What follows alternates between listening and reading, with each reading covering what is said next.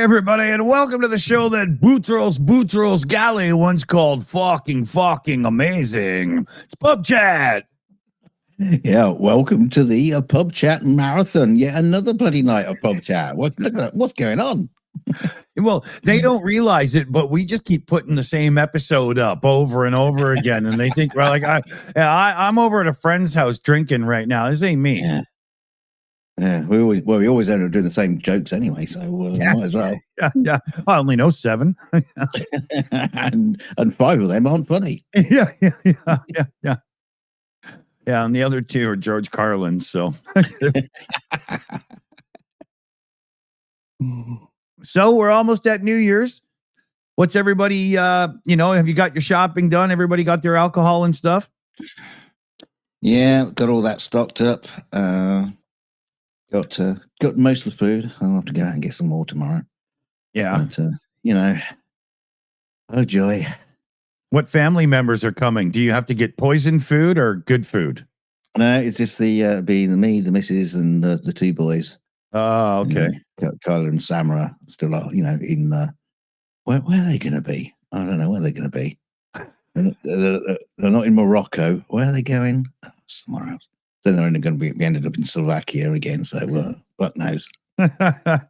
Well, that happens sometimes when you got a backpack and a thumb.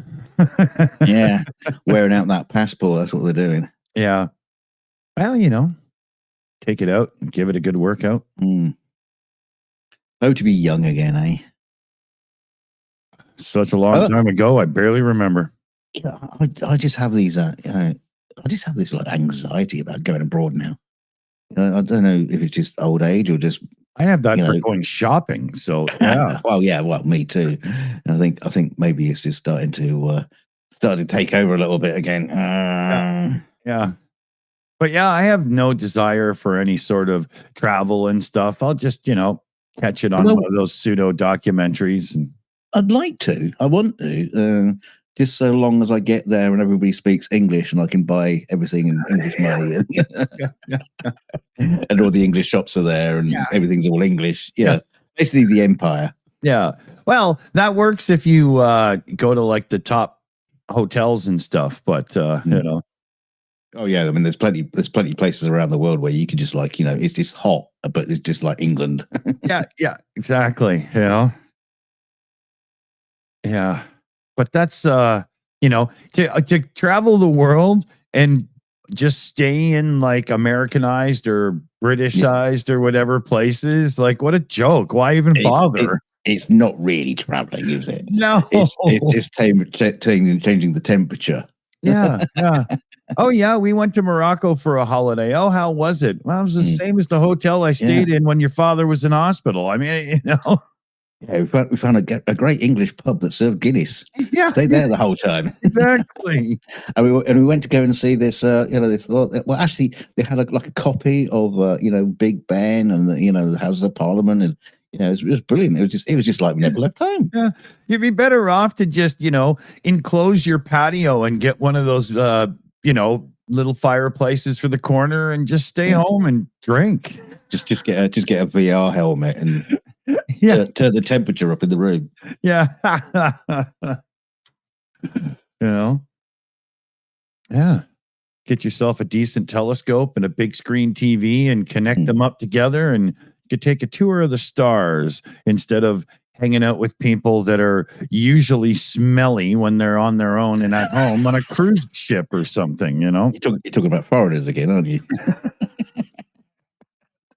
Damn dirty, smelly foreigners. Oh, come on! It doesn't matter who you are. Everybody hates foreigners. Yeah. It doesn't matter what nationality you are. You hate other nationalities because this is foreigners. Yeah. They all smell different. They look different. They wear funny clothes. Yeah. Imagine me showing up in Kenya. They'd all be like, "Look at this fucking guy." Dear Lord. Somebody get him a white bread sandwich, all right? There's something wrong with this giraffe.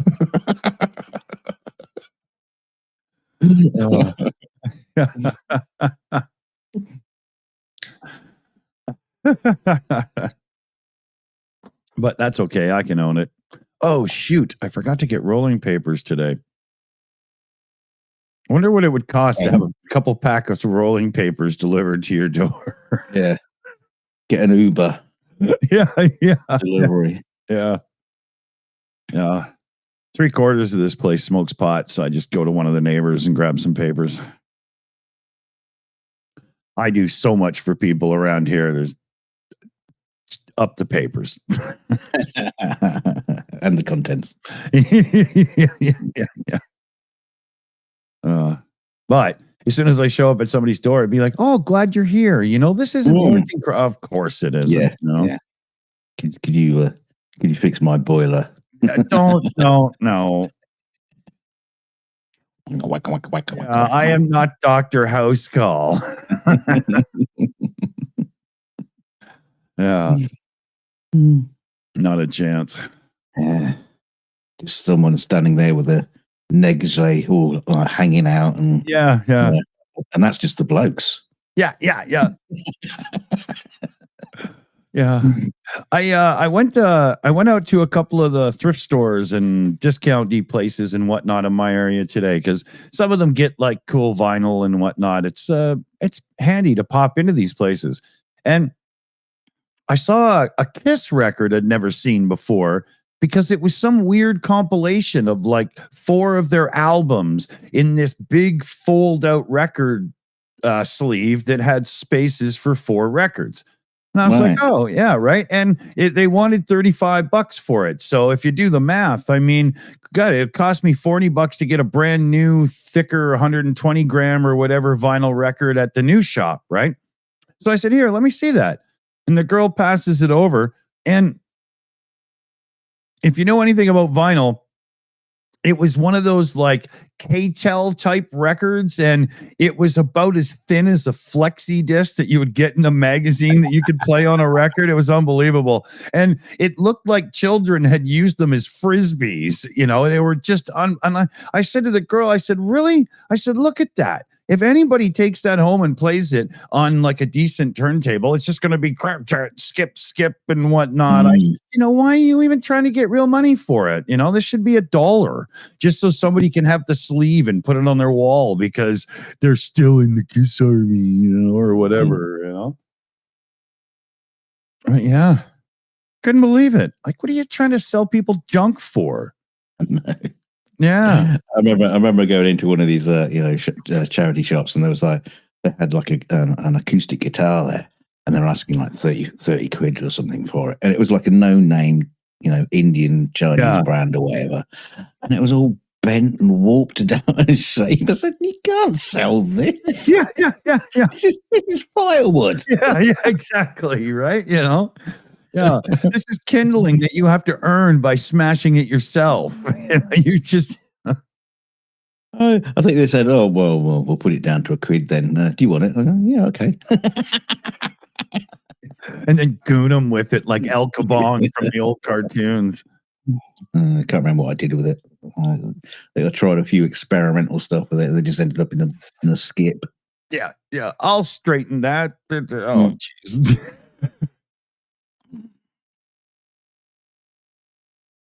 Yeah. But I've scored really good at some of those stores, so I always keep looking.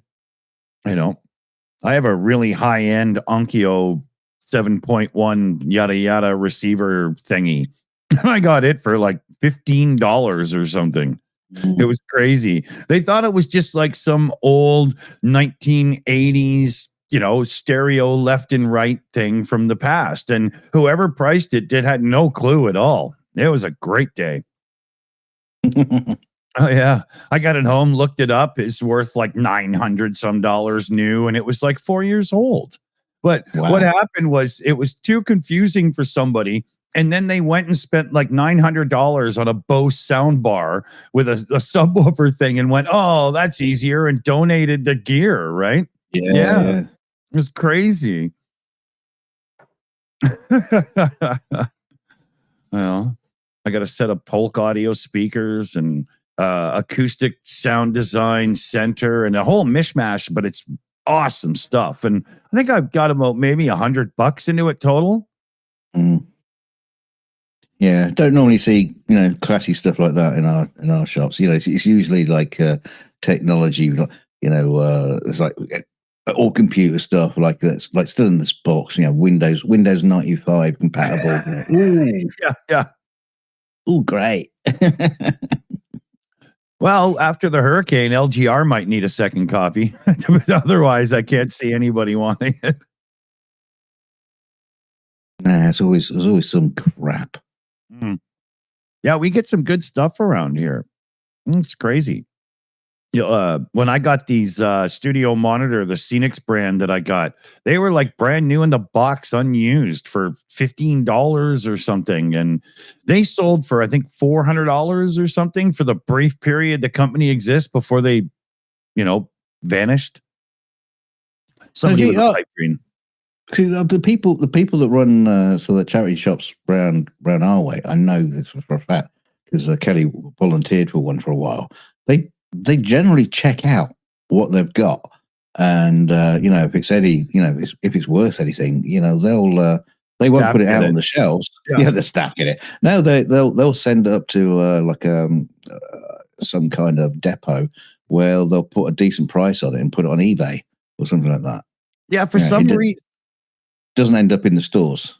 Yeah, for some reason, our Salvation Army thrift stores in our area haven't figured that out, right? It's crazy. I've seen things there like a brand new in the box, whatever name joystick from the Commodore 64 era or something. And they'll just put like $2 on it. And they put one of those hard to remove stickers on the damn box, partially ruining the box, right? Yeah. You put that on eBay, you get $75 for it. No problem, right? Yeah, collectible one. Yeah. But they just don't seem to, and they don't even seem to care. Like nobody even wants to make the effort. Fuck, why bother? But oh well, good for me. I love it. Yeah.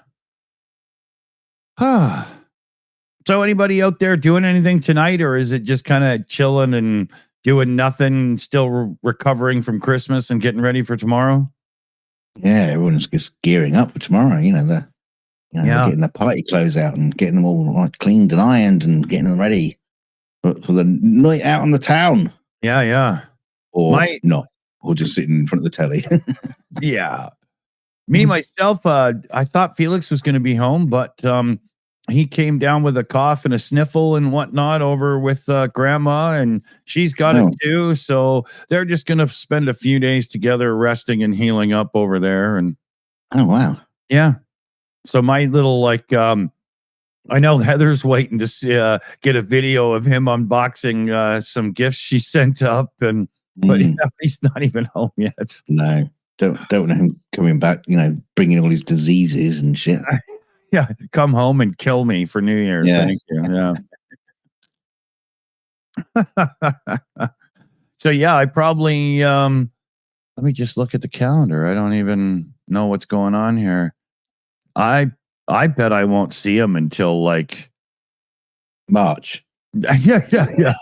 No, like the second or third, Thursday or Friday, I'll see.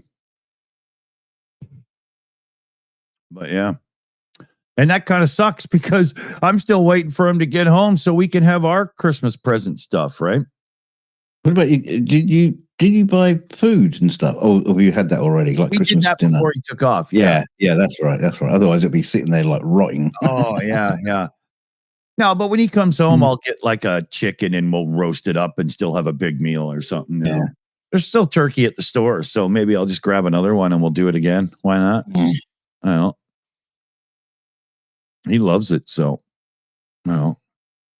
But hell, I could roast a chicken like twice a week, and he would just sit down and I think at this point, I think he could just suck the meat off of a roasted chicken with a straw all in one go. Yeah, just all medieval on it. Yeah. It's like, okay, easy now. It's not a race. This is just getting disgusting,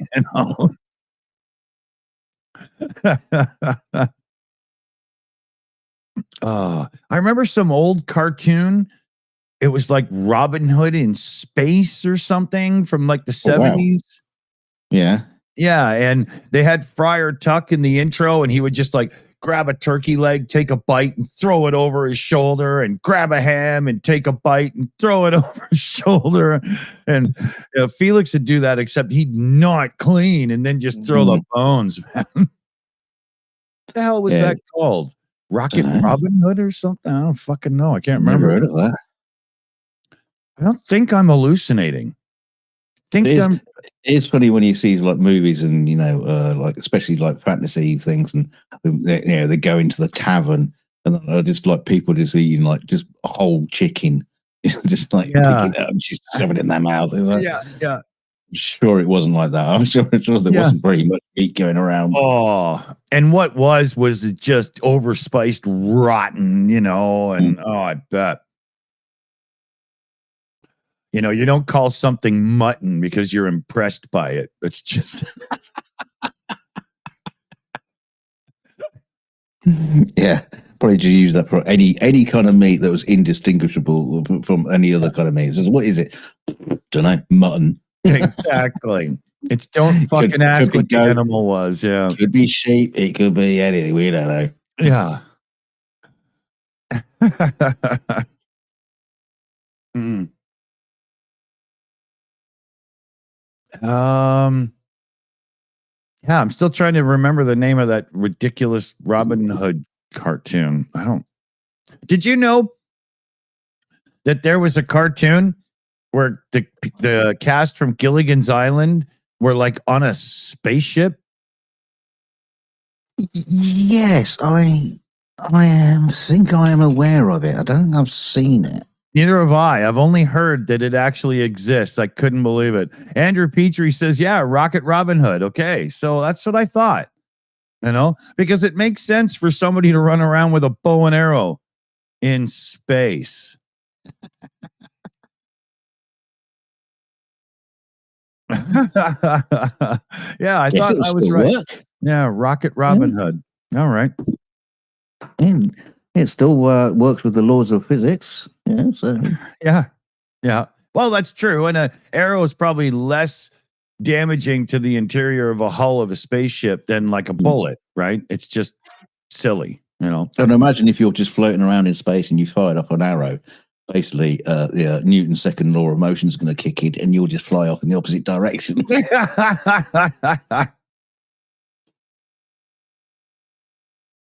Oh, that's funny. Remember they did that in For All Mankind.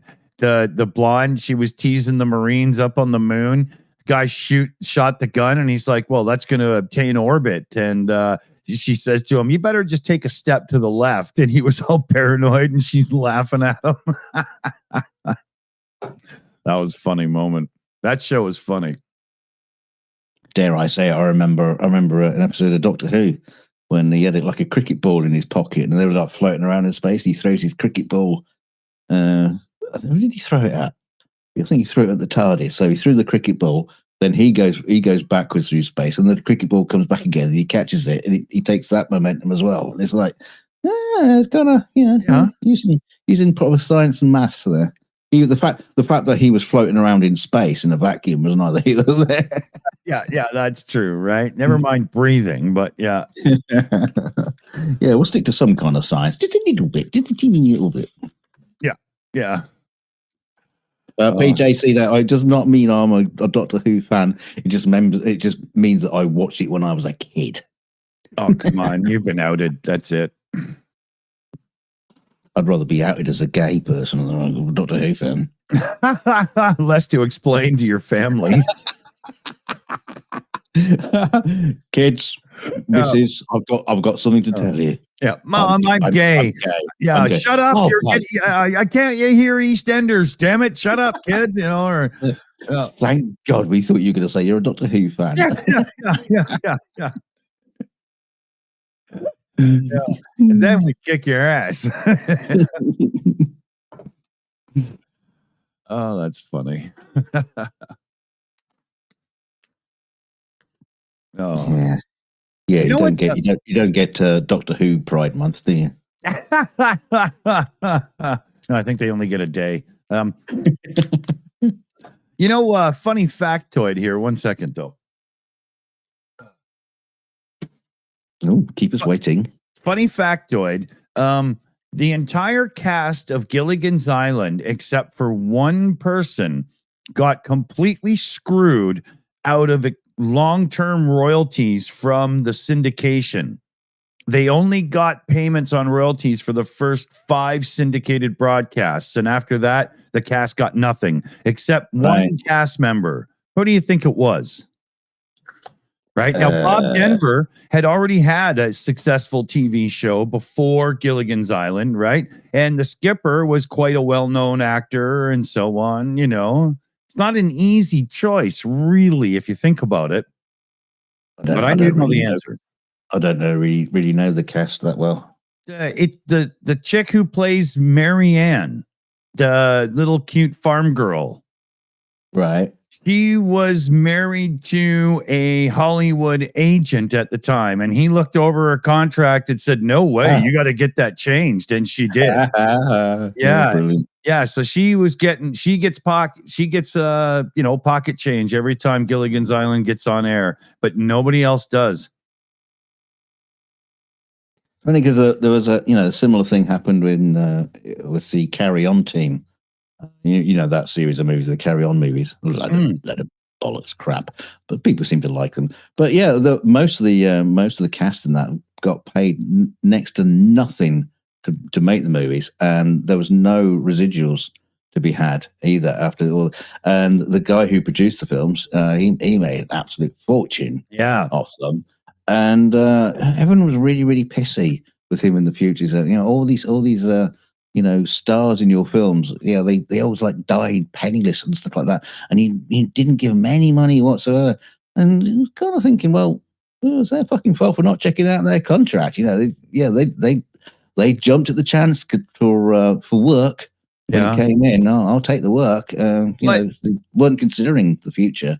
Right, but that's kind of like the whole patent troll scam, right? Where you go, look, I'm going to sue you into oblivion because I'm a patent troll that owns some patents, and I think you're violating one. You can pay me out for $350,000 and I'll give you a license, or you can go to trial. It'll cost you $3 million to fight me. And even if the defendant wins, the guy holding the patents just bankrupts that shell LLC company and moves on. You get nothing, right? I wanted to talk about that today. I watched a thing about the patent troll scam problem in America, and I do believe it's getting there in Canada too. But in America, it's crazy because all these freaking patent trolls, out of all patent lawsuits that were filed in the United States in the last year, almost 50% were filed in East Texas, in these 3 small towns. And there's 2 guys that are judges in that town that are very favorable to the patent trolls. And there's 2 guys in town that are really well known as the attorneys that fight for the patent trolls. Well, the attorneys are the sons of the judges. I shit you not. It's true, right? Oh, fuck. And one guy did an investigation, and he followed through the trail of shell companies, and these 2 lawyers that represent the companies actually own half of the companies themselves. So they're representing themselves in court, but they don't have to admit it because it's under a numbered company. So what they do is they don't file after Google or Apple, and they don't file after anybody who's broke, but they go at the company that can take a $500,000 hit to give them a payout, right, to stop it, but can't quite afford a long 3-year multi-million-dollar fight. They know exactly who they're targeting when they do this stuff. One of these guys paid out $350,000, and that's the only thing we know because he's under non-disclosure agreement, so he can't say anything about it. But the patent troll sued him for scanning a document into an email because they own a patent on that. Now, they don't go after HP that has an email button on their scanner because they know they'll lose. Now, what happens is, when these things are filed in this East Texas district, the judges always get a request to, move the trial somewhere else, because why would you have a tech-based trial in this small little region where nobody works in the tech industry at all? So the people representing those that shouldn't be in trouble or in a lawsuit at all always file motion to get it to go to like California, Silicon Valley, Seattle, blah, blah, where people speak tech. And what these two corrupt judges do is they just don't rule on that motion until the day before trial. And that way there's nothing you can do about it. And it's the most corrupt system. So this one guy went and started looking up all these companies that are in this East Texas little area that are these patent trolls. And you go down this one hall of a building and there's 7 or 8 doors, and those 7 or 8 companies are all listed as LLCs that all trace back to the one son who's a prosecutor in the town where his father's a judge. You can't make this shit up. And this is what's going on. So these people are basically pulling mafia protection money scams, and they're using the whole patent troll way to pull it off. And they're all getting rich, screwing over people that have done nothing wrong. It's unbelievable. It is unbelievable that there's nothing protecting anybody. Well, the protection should be the patent system itself, but you should see some. I'll get some screenshots coming up and we'll talk about this, but some of the patents that the American patent system has approved are unbelievable. One guy got sued. He did a plane simulator, a flying simulator. It was called X-Plane. Anybody into flight sims will know that app. Right? Yeah. This is the guy that made the documentary, because he was taken to task by a copyright troll. And the patent that was used against him because he did the simple thing of posting his app on the Google Play Store. And by doing that, he has violated their patent. And they went at him for it. Can you fucking believe how can anybody be given a patent for that?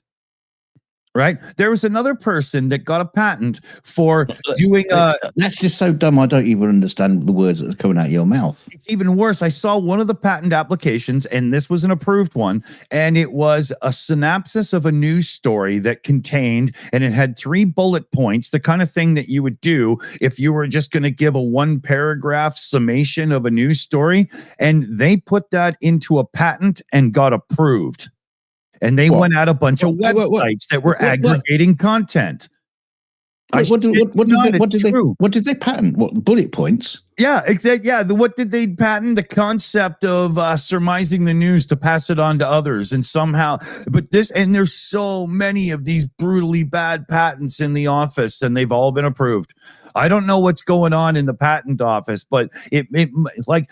Albert Einstein used to work in the patent office. I don't think anybody working there right now is going to come up to the follow-up to relativity. No way. Well, could we patent like the question mark or something? That's how bad it is. One company submitted this patent. I wish I could remember what it was, but it was basically the concept of the hyperlink. And they put this patent in way after Tim Berners-Lee gave us the hyperlink. And they got approved. So they can go after any medium-sized company that they can scare to death because of the use of hyperlinks. And there's a trail history of them doing this. I shit you not. It's unbelievable, man. It's unbelievable. And the people doing this are just making cash, man. Because most companies, and what happens? Why do you not hear this? Because in the settlement suits where you get off for $350,000, $400,000 payment, it's always under an NDA clause, and that's why you don't hear about this, because you can't. They're not allowed to tell us. Well, I hope you're taking notes.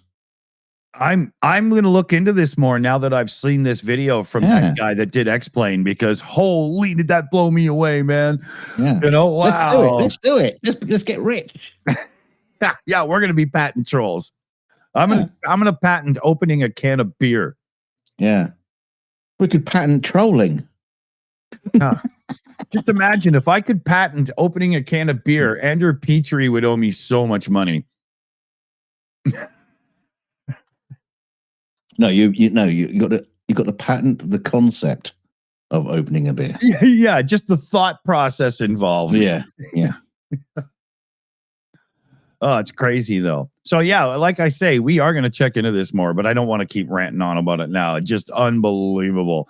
You know, how can humanity be so horrible to each other? You know, it just seems so unfathomable for you to even explain it. I know, to make it sound sense. I know.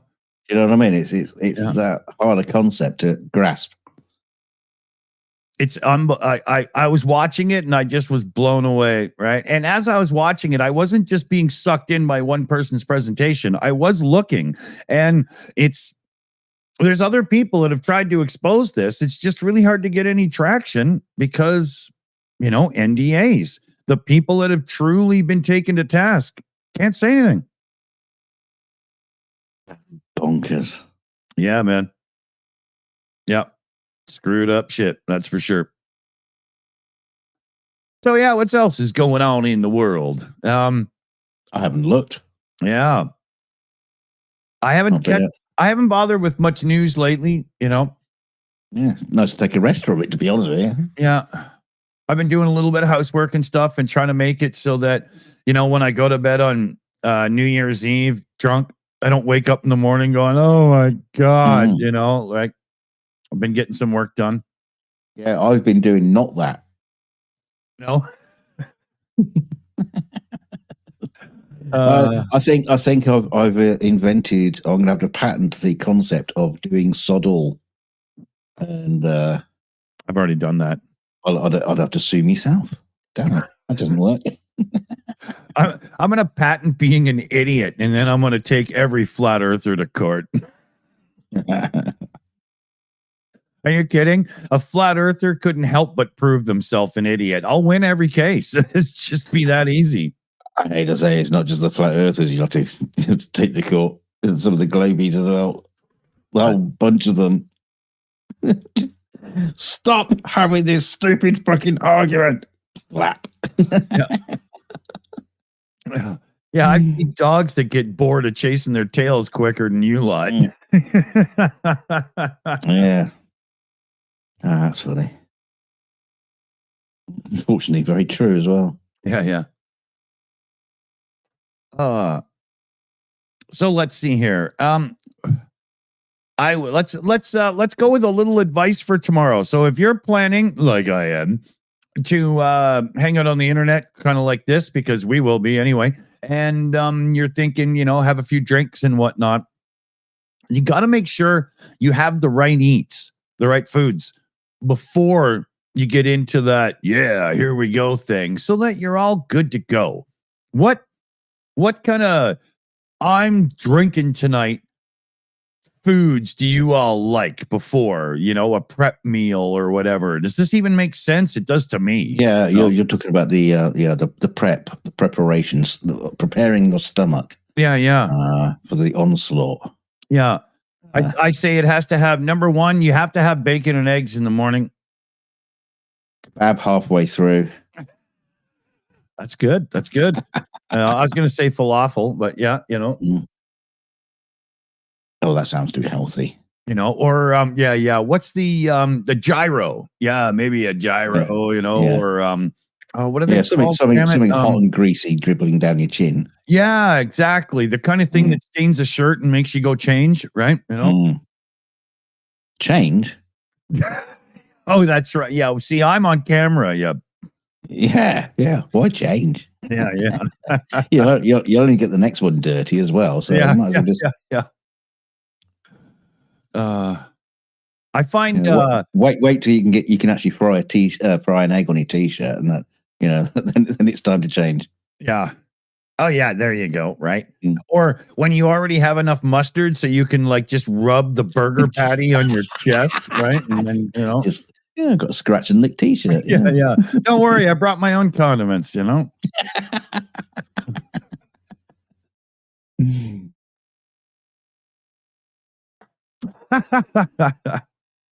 But Mm. I find pasta meals are good for before drinking. As Oh, you long as they're think? not too creamy, saucy, and cheesy, like with those big, thick, stuffed ones. What are they called? Is that cannelloni? But more of just like a standard, What, spaghetti and spaghetti? meat. Yeah, spaghetti and meatballs without like it being just drenched in sauce, but enough. It to me that sounds like the worst thing you could have. It sounds like that with a whole bunch of ales on top.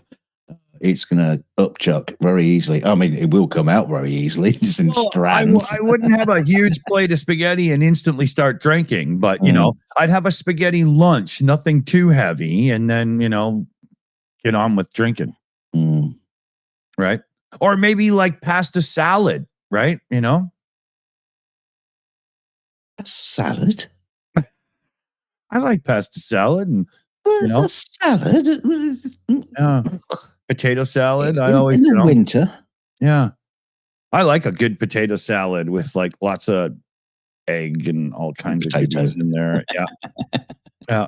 I A put some radish potato in and a there to lettuce. give it a little ding. Mm. Yeah. Pizza calzone. Oh, good call. Yeah. Or the panzerotti, depending on, Yeah. Good one, Martin. Panzerotti. That was a great racing team. That was. Yeah. That's funny. Yeah.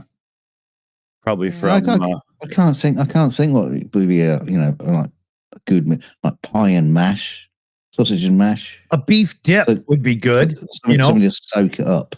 Yeah, a beef dip where you just have this bun full of meat and you just dab it in that shit, That's good. A meat dip. Yeah, kind of what it is, right? Yeah. I'm a sucker Yeah. for those. I like that. Last time you had a meat dip, you ended up with Felix.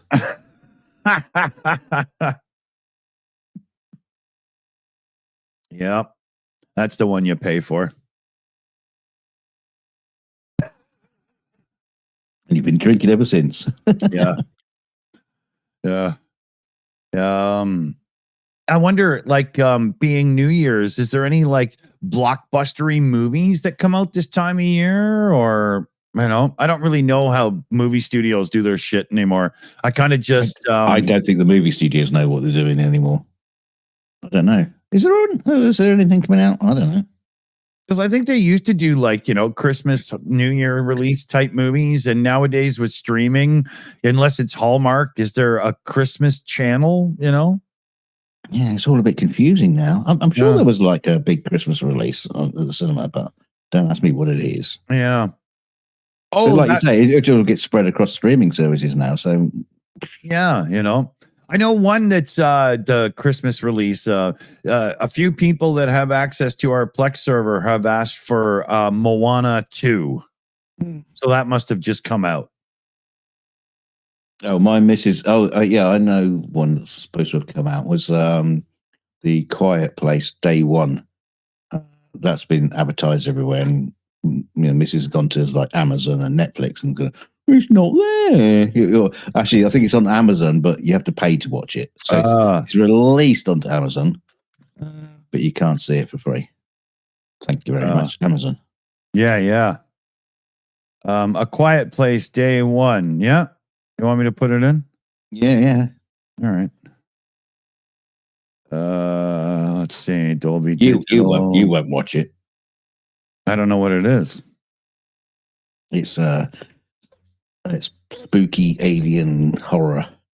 Sort of stuff. Yeah, I'm not much for horror. No, but neither's the missus, but she seems to like this Quiet Place stuff. A Quiet Place. Is it like from a video game or something? No, it's just a film series that started off a little while back. It was written by the guy from the US office, or one of the guys. And, the guy who plays Gru in Minions.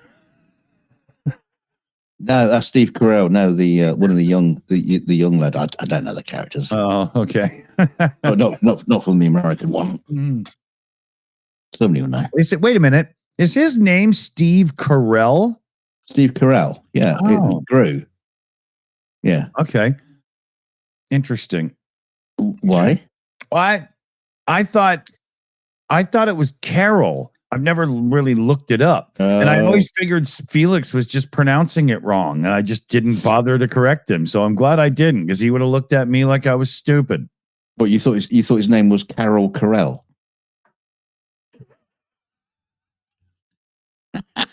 Fuck. Yeah, but you can call me Steve. Yeah, okay. Hold on a minute here. Don't even worry about it. All right. Ow. He's a little see-through. I think the green screen is wrong on that one. Yeah. All right. Carell. Oh, okay. Yeah, I'd never seen when I heard him say it, I thought, oh, I bet it's Carol. Like I never, yeah. I think he's been in shitloads of stuff. Yeah, I watched a couple of episodes of Space Force that he was in, and that didn't really get me interested to see his other works. I'll tell you. No, it sucked. What's he been in? He was in not Bruce Almighty. What was he? It was another one of those. It was a sequel. No, Chris Almighty or something. I don't know. He was in the 40-Year-Old Virgin. He was in Get Smart, the movie version. Anchorman. Oh, okay. Shenanigans, as it's putting out. What else has he been in? I don't know. He's been in loads. Yeah. Ever since he's been in the Office, yeah. Nobody knew him then until then. But I haven't seen that. I'm just not sure it's really my kind of show. I'm not somebody who would sit down and watch like The Big Bang Theory or something. So I don't think The Office is for me. I like the UK version of The Office. One of the reasons why I like it is because there's only like 2 seasons of it. Yeah, you go to the American Office. Well, they don't even get syndication. They've got like 23 episodes in a season. They got they must be like 10 seasons. It's like The Simpsons. Oh wow, yeah. It's just ongoing and ongoing and ongoing. Yeah. It's funny because you started watching Stargate, the TV series. It's being played on the telly, at the minute. And I'm waiting to see the special episode they did. It was called 200 because it was the 200th episode, and I'm looking forward to seeing that because it's they play everything's all done tongue in cheek, and it's an episode where they got like a Thunderbirds version of the show and all kinds of stuff going on, and of course I'm waiting for that to turn up, and I'll have to look it up because at the minute the series is like series 7 or something on TV. And this episode 200 is like series 10. It's the third episode in series 10. Wow. And and I think there were a couple more seasons after that as well. That's a lot of telly. Yeah, and it's like when I go to download one of those shows and they got like 12 seasons and it's this massive, 600 gigabyte download or something. I'm like, I really want to commit to this. Yeah, no, it's a lot. It's a lot. Like how in the world would you start watching Grey's Anatomy now? It's like, what have they been around for about 70 seasons at this point? No, it's crazy. But I know it's like you mentioned it earlier, right? You mentioned like EastEnders in a gag as on the telly over here. Obviously, EastEnders is still. I think it's still going on. I don't. And it goes back to radio, doesn't it? Like it. Oh, pretty much. It goes back to like One of the 80s. You know? Yeah. I think it was originally written by Shakespeare himself, right? But it's like they got on another channel over here. There's like EastEnders Classic, and all it means is you're repeating old episodes. Yeah. And it's like, well, it's one of those sort of things you'll never catch up. Yeah. There's no way you can start watching the old episodes and ever catch up with the modern one. No. It'd be like going back to the original episode of The Young and the Restless because you want to catch it all. You would be doing that for the rest of your life. There's, there must be 50,000. I'm assuming that's one of those soap operas. Yeah, daily soap operas that have been around since like black and white TV or something, Oh yeah, we have they love the Australian ones over here as well. They're like what was it? Neighbours and Home and Away and stuff like that. I'm throwing these names out. It's just totally irrelevant. I know Neighbours. I know what that is. Yeah, because that was one of those ones my dad would like to watch on the old satellite dish we had back in the day. That was like the size of the fucking your house, right? But the funny thing is, if you ever switch it on again, you've not seen it for like 20 years. And you stick it on and it's like, oh, Jermaine's got a problem with his ute, and then Charlene's pregnant again. And I was just like, I've just walked into an old family. I haven't missed a thing. Yeah. I live this daily. Why do I want to watch it? Fuck.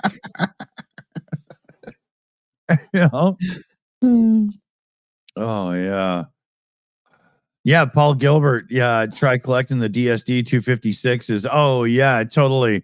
I mean, I do full FLAC for my library, and it takes up room as it is, but absolutely. If you don't know what I mean, look it up. What's he talking about?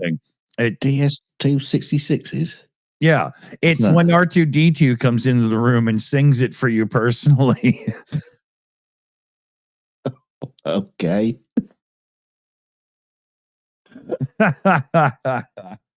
But yeah, it's nowadays that you can buy like a 20 terabyte physical spinning platter media hard drive for like what, $350 or whatever. For those of us that have like a NAS or a server or whatever, plug in a system full of real storage isn't nowhere near as costly as it used to be. So why not have really high quality things? Like, that movie I just grabbed for you for the system there. I put in a Dolby Digital Plus version, and it's 10-bit blah, blah, and whatnot. Like, it'll look and sound amazing. Yeah. It's already done, by the way. Oh, cool. Should probably watch that tomorrow night. My download is 1,500 on fiber, right? So when I click to download a movie, I can't even make a coffee and it's ready to watch. Yeah. Yeah, you could download the movie before we've even finished it. Before I pull a cigarette out of my pack and light it. I mean, but it's good. But that's that whole thing with Canada. I have to pay for the top end consumer internet package to get 50, and I end up with 1,500 down, but I still only get 150 up. I would gladly give them 500 of my down to have 1,000 so that I could have 600 up. Right. But in Canada, they see us all as just consumers. Nobody's doing up. And it's the day and age of the cloud. Everybody's doing up. Come on. It's ridiculous.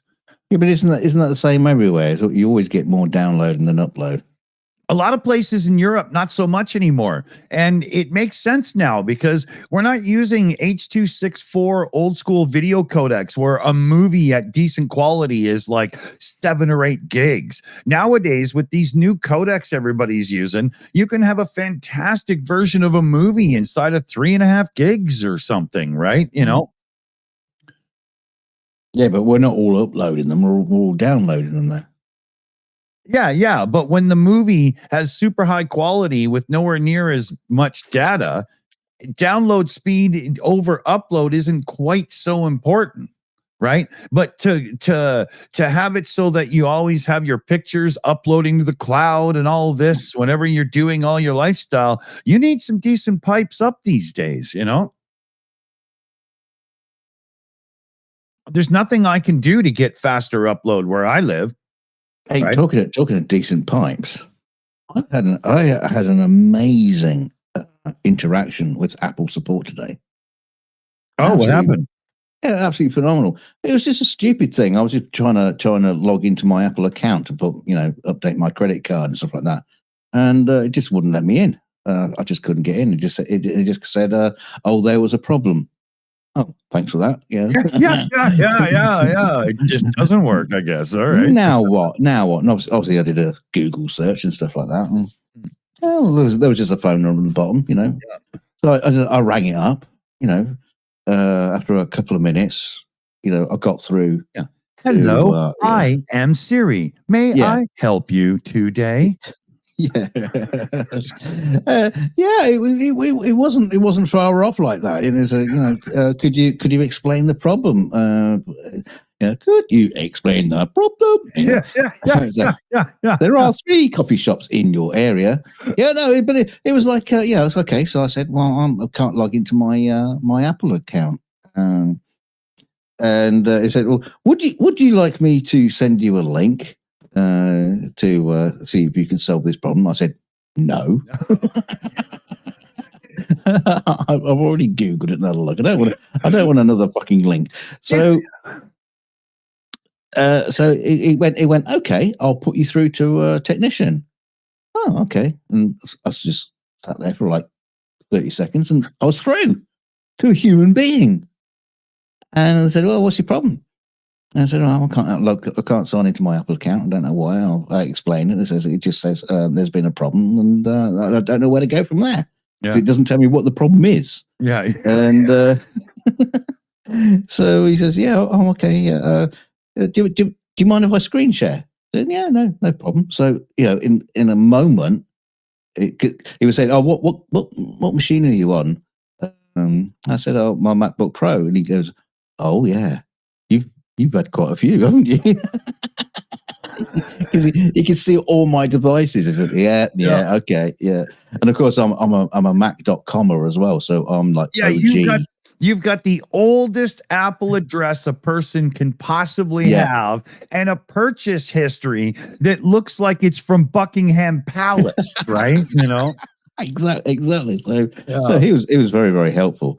And so he jumped on a screen share, and there's like a great big red arrow on the screen where he was pointing at. It was fucking amazing. And so we tried to log in, and I went through the process, and he goes, oh, that's that's definitely something wrong there. Very strange. I don't know what to do about that. Give me a second. I'll get our senior technician on there. Yeah. 30 seconds later, I was talking to somebody else, senior technician. Wow. They said, well, let's try it on your phone then. So I've got my phone. So I'm on the house phone. I've got my mobile phone, and I'm trying to scroll through while holding the phone, while holding the other phone with one hand. Do you know how hard it is to try to open up, to scroll through while I'm trying to do this? Anyway. Yeah. So we tried the process in Safari on the phone, and it failed. And then they set up a screen share on the phone as well. I didn't even know you could do that. Wow. So she was looking on my phone and watching what was happening, and we looked at the account and everything. It was very strange. And what we ended up doing, we ended up switching. We ended up switching off some function in settings, which was what was that? Something to do with theft of your device or something like that, like a security thing. We switched that off. Then she got me to sign into my iCloud account, and then that went through. And as soon as that happened, everything all just like clicked into place, and I could now log into my Apple account and everything. So, there you go, it's fine. So, in other words, you gave it the Italian tune-up, and you just had to put your foot to the floor for a bit. in a different place. Yeah.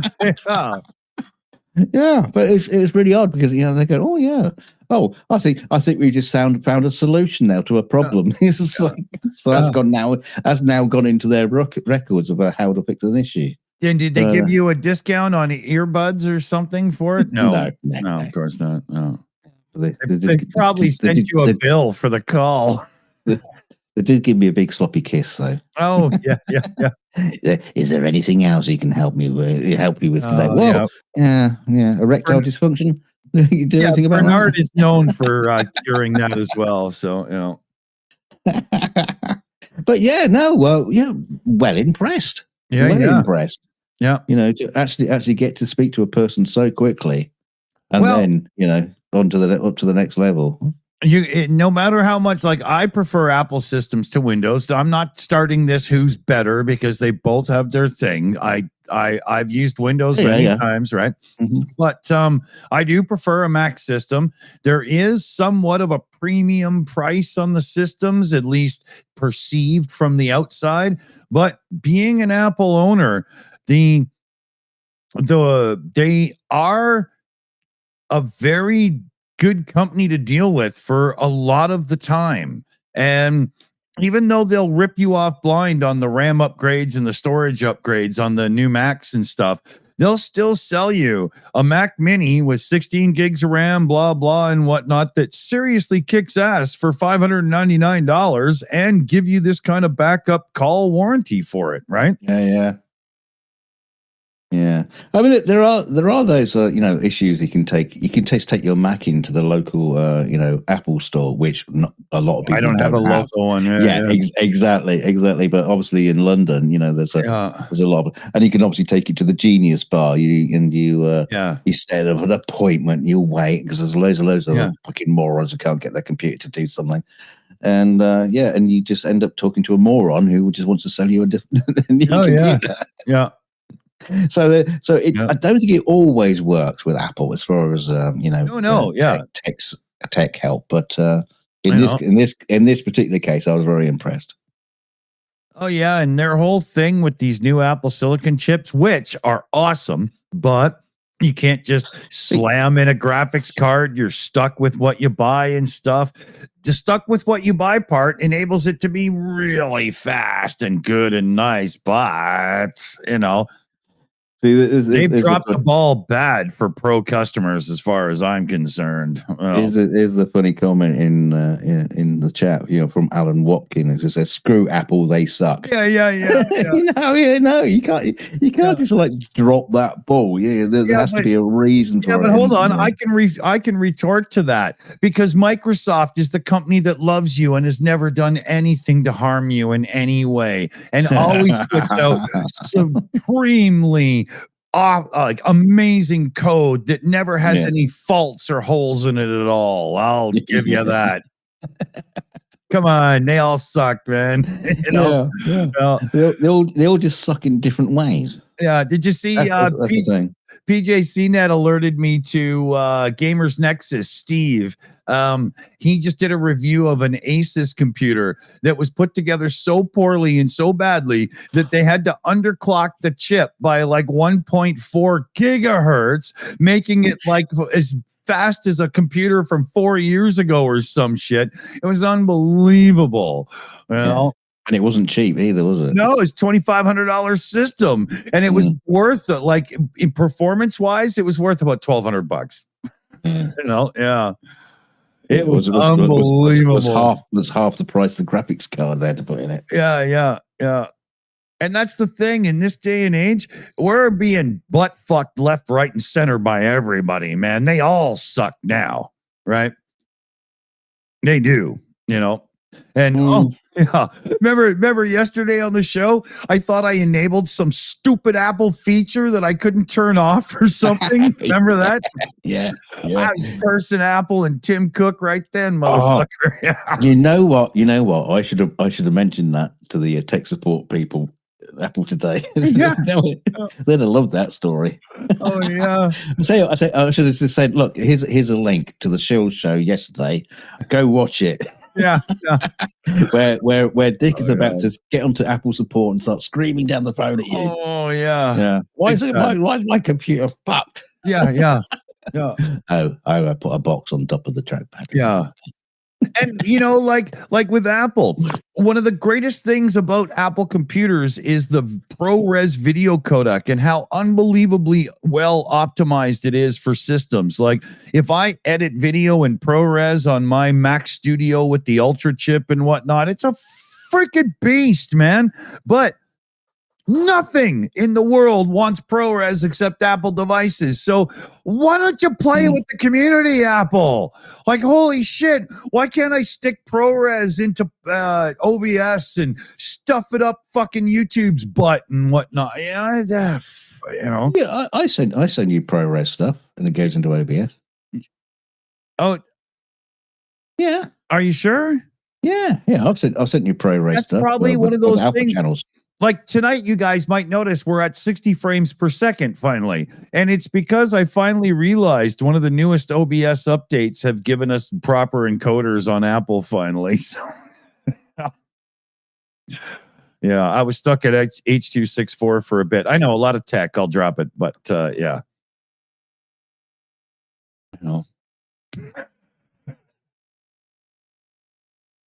I hate that stuff. Just make it work, man. Just everybody play nice. Stop fighting. All these little battles over, like, once again, patents and who gets to get the licensing and all that crap. God. Okay, is the Earth flat or a globe? yeah. But it totally gets in the way, man. It's just people are a lot more fighty these days. Yeah. Feisty is the word. Since the internet, since we've had years of experience with the internet, and we now use it as a tool. We decided what we'll use it for being a cock on the internet. No. Yeah. It's like, everybody went through this amazing 3D design thing till we got to the point where we have like SolidWorks and anybody can just grab it and use it. And we all have 3D printers. Well, a lot of people, and, we can create things. And, what was one of the first successful products? Truck nuts. Fuck. Oh, no, it was Benchy. Yeah. A little boat. Yeah, because that's useful. Yeah. God damn it, man. The human race is just so unbelievably. I wonder, because they sent up a 3D printer to the ISS. I wonder if the first things they printed out were some truck nuts for the ISS. Yeah. Or a Benchy. Stick it on the outside. Yeah. There's probably an elf on a shelf somewhere.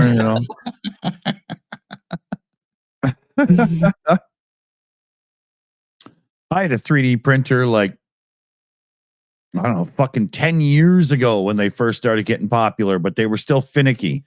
And I got a great deal on one off a guy. It was the Robo 3D R2 or something. I can't remember. But it had a build area of a foot by a foot by a foot. And if you knew what you were doing in Patient. Yeah. And if you knew what you were doing in Patient, like I did a T-Rex skull in the glow-in-the-dark filament, and wow, is it amazing. It still looks so deadly. But we did end up selling it because the new ones coming out were so much better. We bought another one, and then I sold 2/3 of the parts to some guy who was desperate for them, intending to get like a double extruder and a few things. And yeah, it's just a box of a few parts in a closet. I got to figure that out one day, Yeah, all our 3D printers have been put out to pasture. They're all. I mean, I'd love to use them, but I've got to get them out. Got to clean them up. All this kind of stuff. It's just such a pain in the ass. Yeah. I did this thing. The first 3D printer we had, within a month, I needed a new nozzle because it had got a little bit of plastic, so I warmed it up and I just wanted to push it through, and I used a guitar string, but it was too rough and it kind of ruined the nozzle ever so slightly. So it would always just drip a bit. And it was, so I got on the forums and I'm like, I don't know what I did. And well, what'd you clean it with? A guitar string. Yeah, you're the dumbass. Okay, here, get a new nozzle. It worked, but it was a hard lesson to learn. Yeah. No, the one of the printers we got, you can get new nozzles. They're like £5 a piece. Oh, these were more back then, yeah. Or you just order the same ones from China and you get a pack of 20 for £5. Yeah. I learned that after. Yeah, everybody's using the same ones, right? Yeah. So you just like pull them out and throw them away. It's just like. But there is like SolidWorks and a few, not SolidWorks. There's a couple of companies that have some modern generation 3D printers that are on sale right now. Mm-hmm. And I've seen some unbelievable, amazing results out of like $600 3D printers in this day and age. Yeah. No, there is some really cool stuff out there now. Yeah, very much. So. I can't warrant the spend. I mean, the thing is, when I had the 3D printers up and running, they were never off. Yeah. They were like constantly printing stuff, printing. The fact that they were away and they're in the shed, and I'd have to bring them out and set them all up again. Yeah. It was such a big ask. Oh yeah, Yeah, and then half of what you print is nothing that you ever need. It's just that it's sitting there and you should use it. So you make something. I must have wasted like $300 worth of filament just making stupid ass crap. Yeah. Well, there is the whole thing where you just like download stuff, but I was making actual functioning stuff and stuff that was useful, and I still have some of that, and replacing bits, stuff like that. You can if you can model it up, if it's not too hard to model up, you can actually make actual functioning pieces. Yeah, like remember when the Nintendo Wii first came out? Everybody's TV was thick enough that you could just put the sensor bar on top, no problem. No TV is thick enough for that anymore. So I 3D printed these little little things that would clip onto the TV, black and nice. You don't notice them, and it holds the sensor bar up, things like that. And I printed those way back when we still had one working, but I still have them in my drawer, right?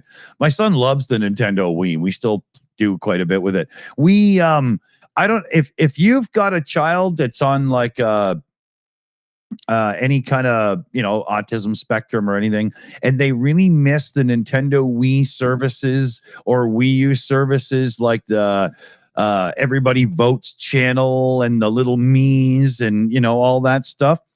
There's a hacker group who totally recreated all that, and it's really easy to get your Wii set up so all that shit works again. It's really cool.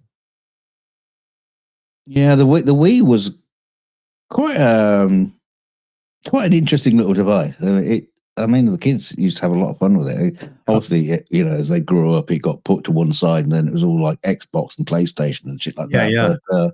Yeah. But as a little game box, it was pretty cool. To me, it still is, because you get a bunch of adults together that aren't really gamers, but having a few drinks with bowling or whatever from Wii Sports. Yeah, exactly. It's awesome. It's totally awesome. Yeah. Yeah, you can't beat that kind of. Yeah. It's stupid, I know, but I think a certain amount of gaming should be that. Yeah. It's all got too fucking serious gaming now. You have the fact is you have to be a gamer to game now. You would never take it on the role of a gamer. No, I just want to thought about it. It's the simplicity. Like I can play Wii Golf just by walking up to it and playing golf. Whereas like some of these modern games on the more modern PlayStation and Xbox stuff, the controller and all the button stuff is so complicated. I'm just like, I don't even know what I'm supposed to do. And I don't have the history of being a gamer. To me, the furthest I ever went was like Unreal Tournament, and I'm just using a mouse and a few keys on my keyboard, right? And that it's so complex now. If you don't have the history to it, you're screwed. I can't remember. This was years ago, but there was like some game we got. It was like a racing game or something. And of course, I'm used to like, the old days of games where you put the disc in, play the game. This was like, put the disc in, wait for the fucking update. That took another 2 hours for it to download the update. Yeah. And then it was like, sign into your Xbox account. Oh, you don't have an Xbox account? Oh, you better create an Xbox. Oh, and then, that's a subscription. Oh, okay. You want to have 2 players on this game. Oh, does the second player have an Xbox account? Yeah. Oh, no, you got to have an Xbox account as well and have a subscription. It's like, what? I went I never had like the original Nintendo Entertainment System, the NES, right? For me, it was Atari and television, and then I was older and I didn't care, right? And I never had a games console the whole time until I got my son. He had a Wii and he had a Wii U, but the Wii U battery thing died and stuff, and he didn't seem to be too into like getting a Switch. Because he's got an iPad with all the blah, it's pretty much, So I got him an Xbox One and we got it all plugged in and we got a couple of games and he's all excited to play. And by the time that fucking thing was ready to play, he was already like 2 hours done and off doing something else. It was just unbelievable, man. I couldn't believe it. By the time it was done, he was already off playing with the kids outside, and I'm in his bedroom with this fucking Xbox screaming at the walls because it's got me signing into I was what the hell, man? And of course, once the game started, it goes, well done, you've passed level 1. Exactly, right? Oh my God. You finished the game. You got the game loaded. You won. Well done. What? That's fucking crazy, man. So the real Vladimir Putin in the chat says they will have Pong at the nursing home. Of course they will. It's a nursing home. They always have a Pong. Everything Pongs in a nursing home. Yeah, exactly. Yeah. I think that's what it's for now, right? Oh dear. Yeah, but crazy, man. It's just too much, Just let me play the game. What the hell? I know. Make it so complicated. Yeah. And then let's just, before we move on this, let's touch on the fact that in the modern day and age, the games are released as betas. They're not finished when they're released. And they slowly fix it over time and make it good. Like, this is just, it's happening over and over and over again. It must be driving people crazy. You spend $80 on a game and it sucks ass until they fix it. Yeah, I'd be furious, It's like, can you imagine walking up to a pool table or a snooker table and you want to play it, and but the pockets are the wrong size because they haven't updated the the size of the pocket. Exactly. The balls won't go, and you hit one ball and it just goes because it's glitching out. I'm sorry. I know you want to play that pinball machine, but we need somebody to get here and tilt the floor back to level because it won't play as it is right now. Oh dear! I remember we when I worked at the hotel as like I was like the AV manager and stuff like that. But they had some company come in. They want a pool table. Okay, and of course, being a 5-star hotel, they didn't want us to go. We go down to Toys R Us and just buy a shitty pool table thing. It had to be like a proper pool table. And we get this pool table in, and the guys who deliver it, from a proper company. The guys come in and deliver it, and we're going to spend 2 hours setting it up in the position where you want it in the room. Yeah, okay, spends 2 hours doing that. Okay, it's all set up, and of course, after they've buggered off, some people go, all right, we want it in this room now. Basically, the porters come around with a big rug, throw it onto the rug, and just drag it to the hotel, and then just plonk it there. There you go. There's set up. Yeah.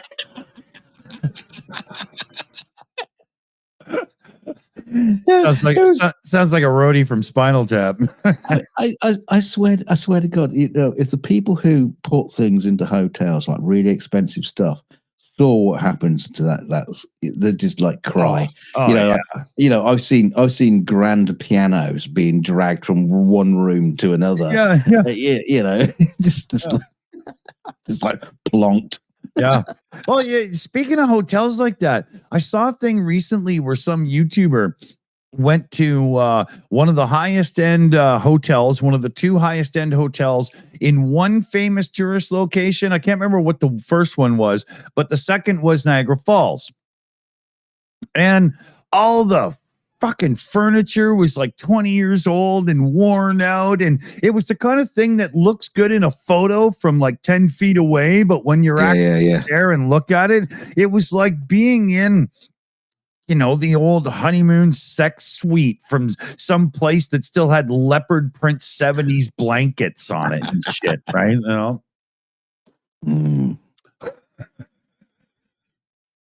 Yeah. And they were like, these are like, $1,600 a night rooms. Yeah. It was unbelievable. It was just trash. Or I remember I watched one of these. It was the same guy, and he was in Las Vegas for the Formula One race. And looking out of his hotel room, the only thing he could see was this massive digital ad that had been blasted on the side of a building. He was like, "Yeah, that's good." Yeah, man. They couldn't even put a decent view on the screen for him. Yeah, that's unbelievable.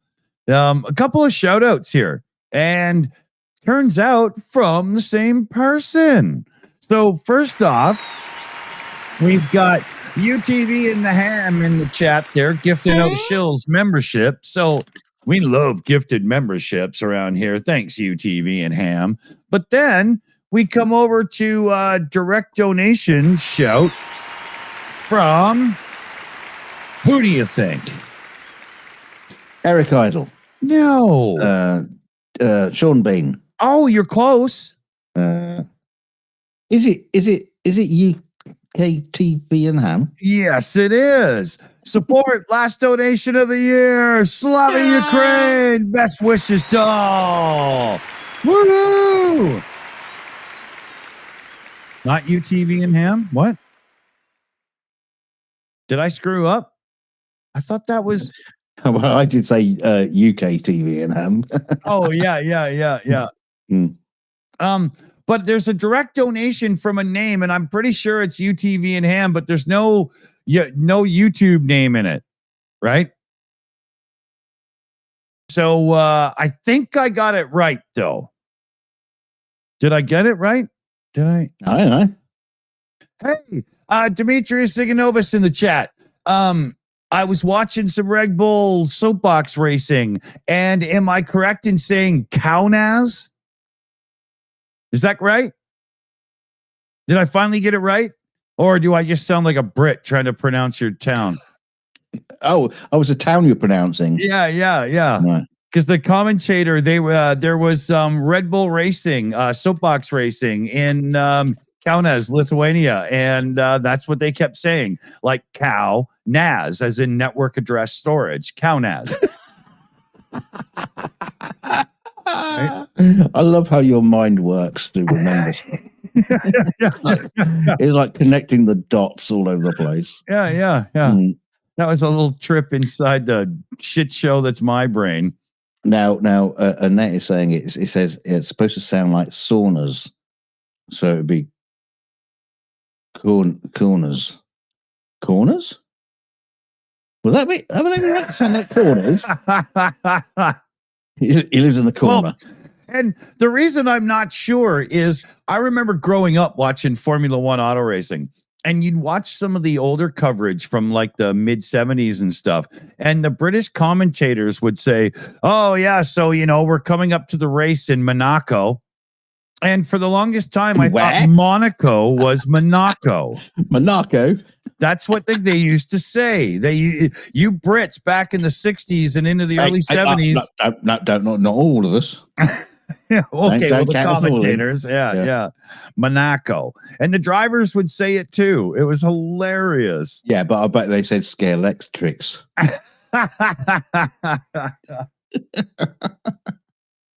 and espresso coffee. Yeah. Okay.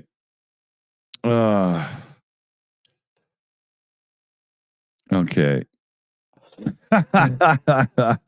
Well, we'll see. Monica Lewinsky. Yeah. The crowd says you, Brit. He's talking about you. Yeah. Monica Lewinsky. That's a town where you can always find a cigar. Well, you can't always find it. Well, there's always one hiding somewhere waiting for you.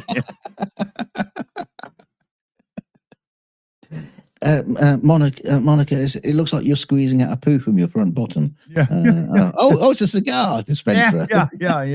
It's like a Pez dispenser for cigars. You push ahead a little cigar pops out. How much is that cigar in Uranus?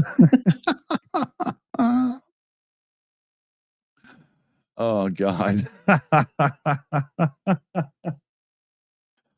Oh, there was a Dice Clay joke about her that was really funny. He says, like, what? So she took a cigar from the old man. I mean, like, what was she supposed to do? Make a decision? But I won't do the rest. It's not for public consumption anymore. Well, it was. It was publicly consumed. Yeah. It was it was a funny one though. Don't see much of him these days, lazy git.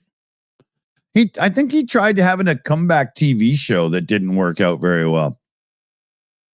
I'm surprised he even got one. Yeah. Well, there's that whole thing, like, that Stephen Wright comic that just does those dry, deadpan one-liners, right? Yeah. Can you imagine? I don't think he speaks to people that way when he goes to the deli and wants lunch meat, right? The thing, I don't know. Dice Clay got vilified for being too much of an asshole, but it's not like it was actually him. He was playing the character of the guy from New York who acts that way. And some people miss that, I'm trying to remember the name of that comedian who did a lot of acting. He was in oh God, I forgot the bloody film now. The one with the three seashells. What was that film? Anyway, yeah, Demolition Man. Demolition Man. But the comedian who was in that. That little Rob Schneider shit. The little pipsqueak guy. No. But yeah, he was he portrayed like an asshole as a comedian, and it always extended through to his like characters he plays as an actor. Oh, Dennis Leary. Yes, that's it, Dennis Leary. He always played an asshole as a comedian. Yeah, and then when he was asked to do roles in acting, they basically just cast him let him do his again. thing. Yeah, exactly. Yeah. But a lot of his, I think a lot of his style was taken from Andrew Dice Clay and people like that. Totally, Sam Kinison. Yeah. He had a line in his song, I'm an asshole. It was, I park in handicapped spaces while handicapped people make handicapped faces because I'm an asshole. Like, wow, man. Yeah. You wouldn't get away with that now.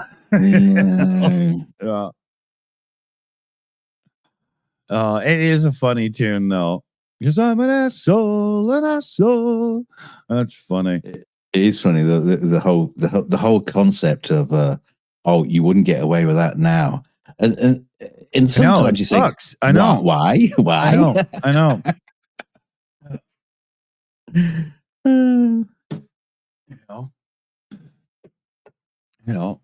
And I mean, understand, I got a son that's on the autism spectrum, right? I don't want to see him be insulted by people directly, but there's nothing wrong with humor that isn't directed directly at somebody and you're just being a clown, right? Yeah. There's a difference between being funny and being an asshole, right? I'm not sure I know that difference, but No, we try to find the that I try to line, find that the edge. common ground in there. Yeah. Don't always do it. Well, yeah. What was the thing that came? It was remember the movie Bugsy Malone? Oh, is that got the, Dick Tracy in? no. Go No, by the guy title. Bugsy Malone. Yeah, I know, but the guy who played Dick Tracy. No, it's because it's the one that's all played by kids. It's an Alan Parker movie from the 80s, where it's got. Is this like something done by Jim Henson? No, Alan. No, your ears aren't working too well at the minute. It's Bugsy Malone, not Dick Tracy. It was Alan Parker who made the movie, and it had the guy who was the main actor who played Bugsy. He was in Happy Days, I think, wasn't he? What's his name? And also had Chachi? Jodie.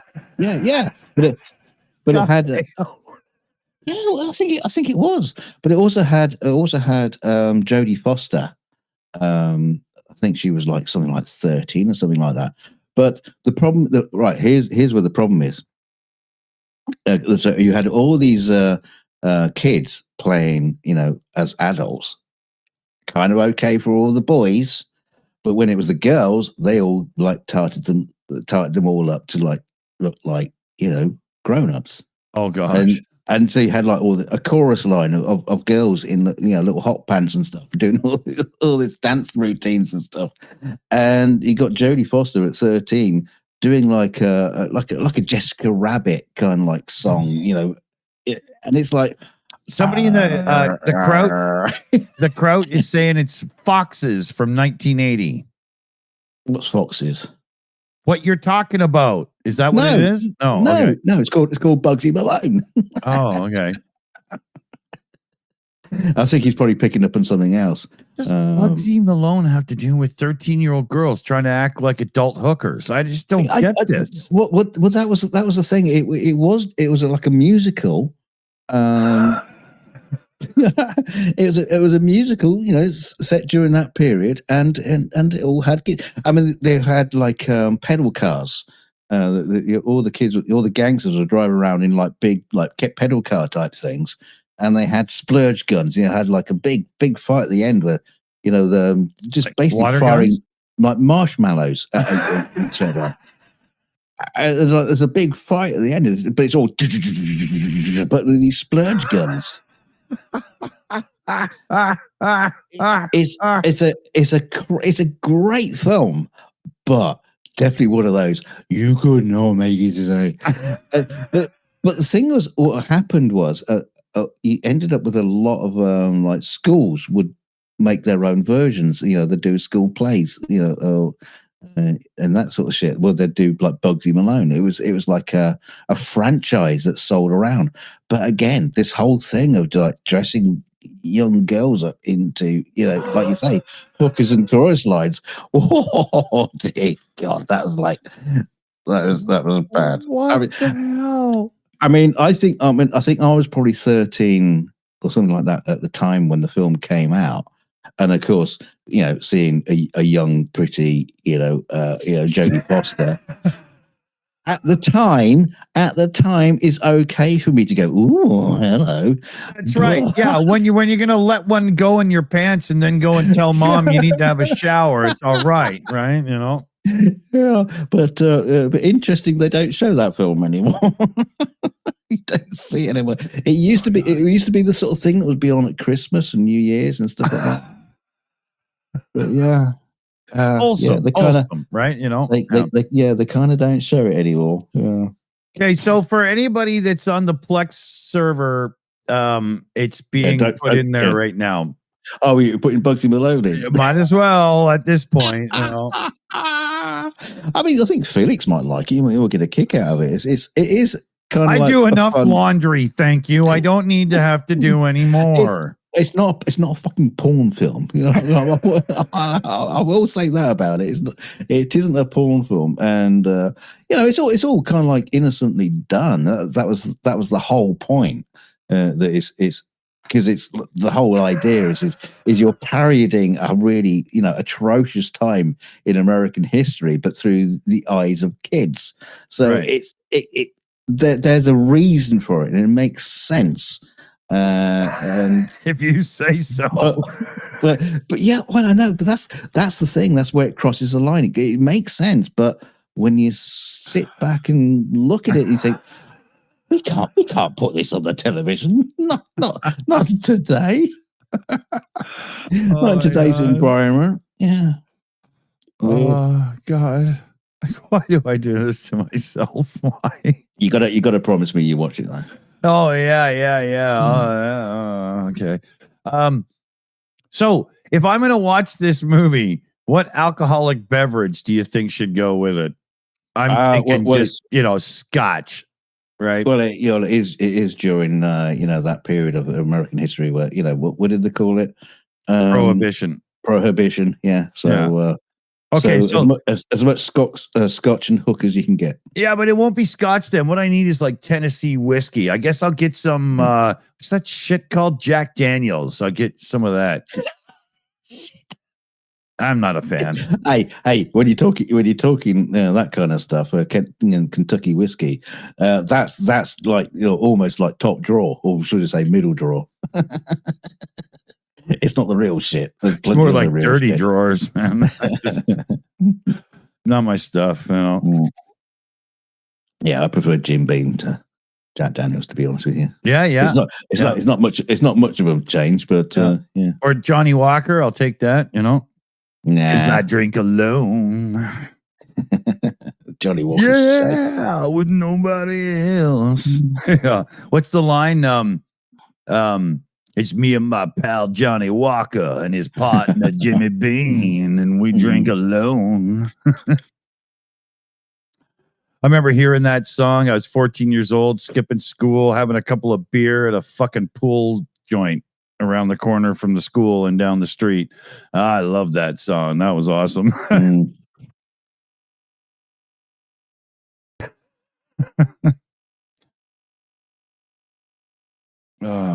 That was a good pot.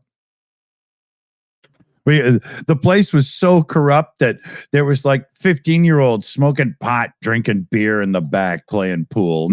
It was unbelievable. Yeah. Holy shit.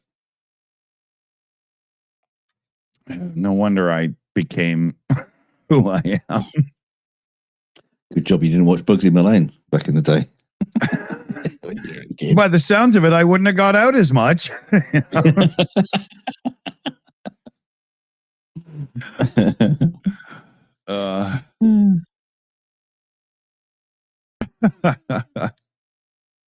What's the craziest drink you were ever offered in a public situation? Like, here, would you like and you're just like, I'm sorry, you said what? Oh, I don't know about public.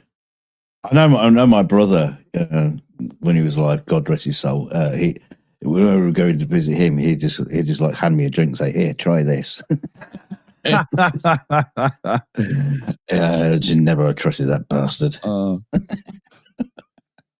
I remember when I was getting married, I met my soon-to-be wife's cousin for the first time.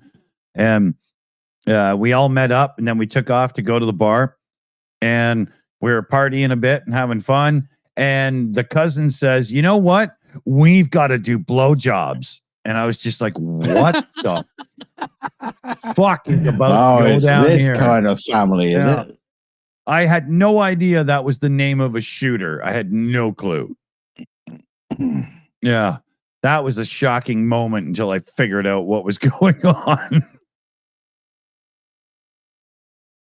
Yeah, they're disgusting too. It's all milky and like that's not. Who wants milk and like creaminess and booze? That's weird. Is that like a White Russian then? Yeah, some shit like that. Like Mm. what's the other one? They're like a B-52. They're just terrible. It just sits in your stomach when you You want like like Baileys. what? Yeah, You like in Baileys. coffee. But I don't sit down and try to get drunk on it at the bar. I Wow. have a couple of No. I have a couple of coffees with it, right? Well, you never drunk it on its own. No. Yeah. I always nice. thought Bailey's was just for coffee at Christmas. I don't. No. You can have it in a glass. You can drink it. Ah, that's weird, man. It's nice. It's actually quite nice, but No. but no, I wouldn't sit down, with a bottle of Baileys and just like relax, knock it back through the It's night. like going to the bar. Do you have a cup of semen that happens to have 12% alcohol in it? Yes, that's what I'll have. Well, funny you should ask.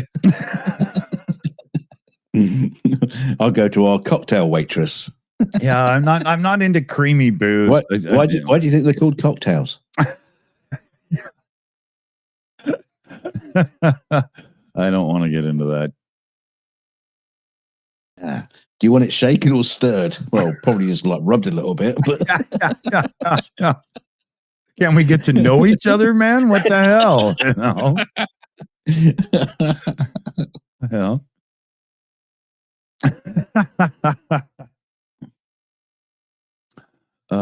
Have I ever drank Bailey's from a shoe? No, Dark Oblation. I am not Australian, and I do not shoey out with alcohol. No way. I must admit, I don't think I've ever drunk anything from a shoe. A shoe is not a great vessel for. Why? Why would you drink from a shoe? Oh, I've run out of glasses. Here you go. But it's even worse. My Doc Martens. It's even worse when you pull that foot out of that shoe after like 2 sweaty hours in a really hot auto race and then pour champagne into it to drink it. This is what Aussies call a shoey, right? And sports people will drink booze from their shoe when they win. Surely the only shoe you should drink from would be like a rubber welly. Because at least it's good. I mean, you couldn't drink from a pair of Crocs, could you? Oh, you have to drink quick.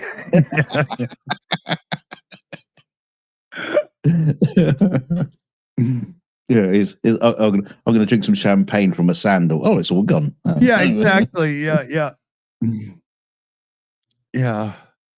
Yeah, I've seen it done in auto racing. Couple of Australian dudes doing the shoey. And what's his name? Daniel Ricciardo in Formula One even forced other people on the podium to drink the champagne from his shoe. Yeah, I can imagine the people that put all the art into producing that champagne and bottling it, and storing it for several years just to ferment perfectly, and just a magnificent piece of alcoholic beverage, and then just see it being poured into a shoe. Yeah. Right. I bet it will bubble though. I mean, the whole reason why champagne bubbles is because of imperfections and stuff in the glass. It's dirt that makes the champagne bubble. So God. I'd imagine if you pour it into a shoe, champagne would foam. So what you're up. saying is athlete's foot is the right kind of bacteria to increase fermentation? Is that what? Well, just I don't think it increases fermentation, but it certainly make it bubble. It make you sick. Dear Lord, I hope nobody's eating. Didn't we do this to people yesterday when somebody was eating? We did that to Mercado. Yeah, bring him on. Yeah. What are you eating tonight, Andrew? We've got something disgusting to talk about. Heather Whaley says Donkey's sounding like James May. What, like long-haired and boring? Yeah.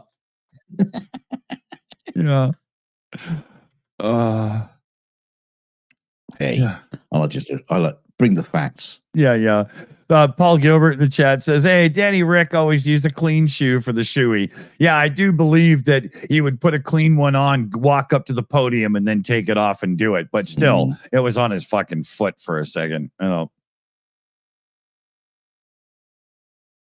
the hell, man? But that kind of Aussie grit attitude comes from the one and only Mark Webber from Formula One, who you'll find on like Twitter and stuff as @Aussie Grit. because he is just, a maniac. He was awesome.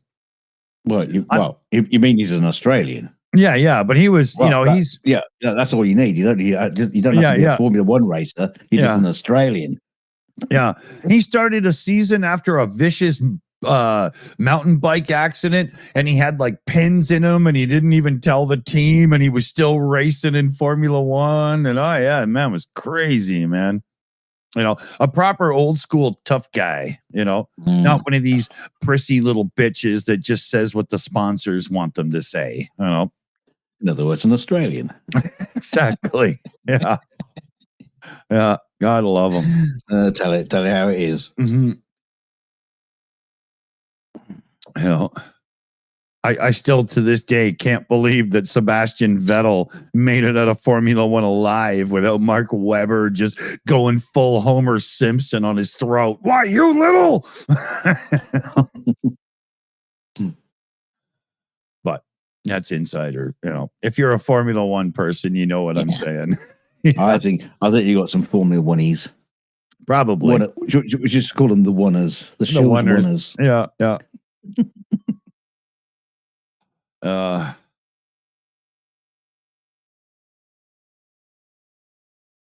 Holy man. Wow. That was loud enough that my son heard that across town at grandma's place. Hey, we were talking about sports the other day. Oh, yeah. Speaking of which, because, we all watch the NFL around here, you fucking jerk off fucks. Release the copyright claim, you assholes. Anyway, go ahead. I'm not gonna talk about it now. You've thrown me. No, I was doing my usual thing, just lying on the sofa watching the telly, in my fitness regime, and giving it I was watching JD Vance. No, dirty bastard. That's a new sofa, But no, I was watching this snooker. And what was it? It was called like the 900 tournament or something, which is really cool because basically each game you've got a clock running, and so you've got 900 seconds to play the table, and as soon as the cue ball stops rolling, a counter starts and it starts ticking down, and so the next player has to play the next ball before that counter runs out, otherwise it's a foul. Right. It's great because like an entire snooker tournament happens within just a handful of hours. Wow. As opposed to like days and days and days. It's really cool because the players have to like take a bit more risks, and they just have to like jump on it and get the job done. Really you can't play it. A safe game knowing the opponent's going to risk and take it. You got to go, right? There's all these different tactics, and a completely different style of tactics. It's like I've kind of like got enough points here to win. The other guy has got enough potential points still on the table to win. But if I keep pushing the ball into a safety, he's got no chance to get those points. And the clock is ticking, so I'll just play it so he can't pot any fucking balls until the clock runs out and I win. Yeah. It's a very, very play interesting for a game. Deadlock, right? Yeah. You're 3 ahead or whatever, so you're good. Yeah. And also because I think it's taken a little bit less seriously, that the players have a little bit of fun. It's cool. But I really enjoyed watching. Well, I watched about half of it before I realized I had to go and do stuff. But, I heard an amazing insult for a human being the other day. It's a Rodney Dangerfield line, and oh yes, I want to. Well, there's been a few, but I haven't shared this one. I want to use this one, and I need the right person to say it about. So. Hands up those in the chat who wouldn't be insulted. Yeah, well, I was thinking we would endorse this one to certain friends of ours. Right? Right? Oh, So I got a minute. yeah. Cool. So endorser Matt, he's that kind of guy that yeah. What you talking about? Oh, yeah, you boss. What are you talking about? You're talking about me again. Yeah. Listen, you slimeball son of a bitch, you're the kind of guy who raises his arms because he wants to hide his own bad breath. All right. Shut up. Send me super chats.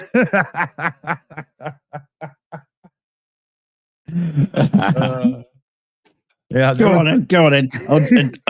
Insult me, Yeah. you colonial bastard. Yeah. All right. You're the kind of guy who gets so drunk and stupid that you wake up in the morning with some foreign child in a thick accent licking your feet.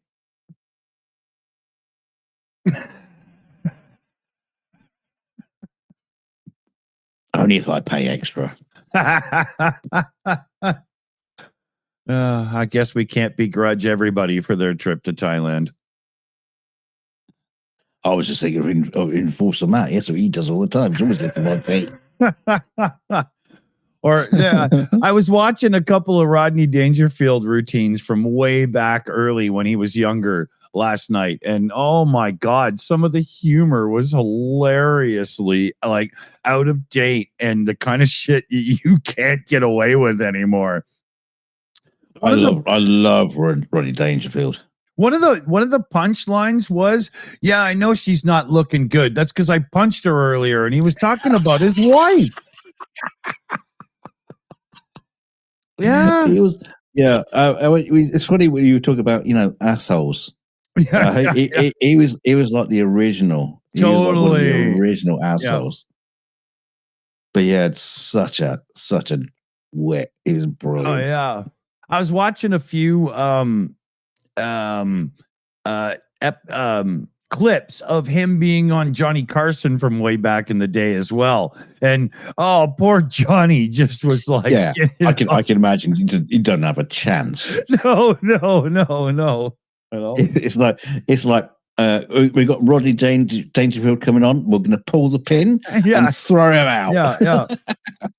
Rodney everybody stand back. Yeah, Rodney Dangerfield says to him, everybody in my home, in my home, they hate me, Oh, and Johnny says, "Oh, you're having a tough time at home, are you?" And Rodney says, "Yeah, I'm glad you brought that up." So it's just hilarious, man. And Johnny just can't keep up to him, It's just everything's a setup for the next joke. Oh, yeah. It was so good, man. Yeah, he was good at that. Yeah, it was awesome. Oh, I was laughing my head off. I wish we could get him on this show. Yeah. Paul Gilbert used to go and see Dangerfield at his club, Dangerfield's in New York City. Yeah. Wow. He's always, whenever he goes on to Johnny Carson, he's always like, I'll be at my club next week, and then I'm going here and there. Yeah. That would have been awesome. He was just busy. He was just like one of those entertainers that just didn't know when to stop.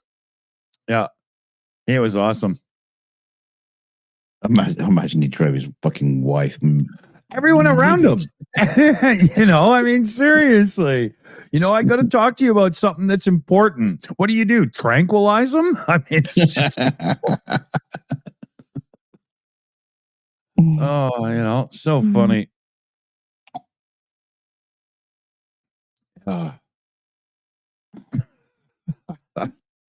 Is the kind of person, I'm just trying to think, what would be like, just him just going to Starbucks to buy a coffee. It would that would be just like impossible. It would be a routine. Yeah. You know what I mean? It would be a skit. Yeah, the staff would be left in stitches, man. They'd be useless for 5 minutes. Or insulted the hell and back. Oh, yeah. Yeah. Oh, yeah. And some of his classic lines like, "Oh yeah, ever since I got married, my wife, she loves sex. I mean, not with me, but it's just." Can you imagine him and Joan Rivers together? Wow, them doing a sitcom. 20 minutes in, they'd be beating each other with baseball bats just for the comedic effect. I mean, That would have been awesome. Each one trying to get the punchline in, you know. Yeah. And every time a punchline comes in, the other person comes in with another punchline on top of the punchline. And she would be one of the only people that have ever walked the earth that is quick-witted enough to keep up with that fucking guy, Yeah, right? exactly. You know? Oh, wow. Has there ever been a moment where those two were together on screen? This has to be Googled. Oh, wow. Yeah. This might be the one of those times in the future when AI it would just like come into its own and say, Yeah. all right, I want to see these two together in a sitcom. Yeah. That'd be funny. Man. Oh, there's so many great appearances by Joan Rivers over time in comedy that just leave everybody that's around her in stitches. They're just hopeless at that point. There's the Graham Norton show where the poor guy had no control over it. Jake Gyllenhaal was there and Clarkson was there, and oh my God. You know, she looks at Jake Gyllenhaal and she goes, "No, honey, down here. My tits are down here." You know?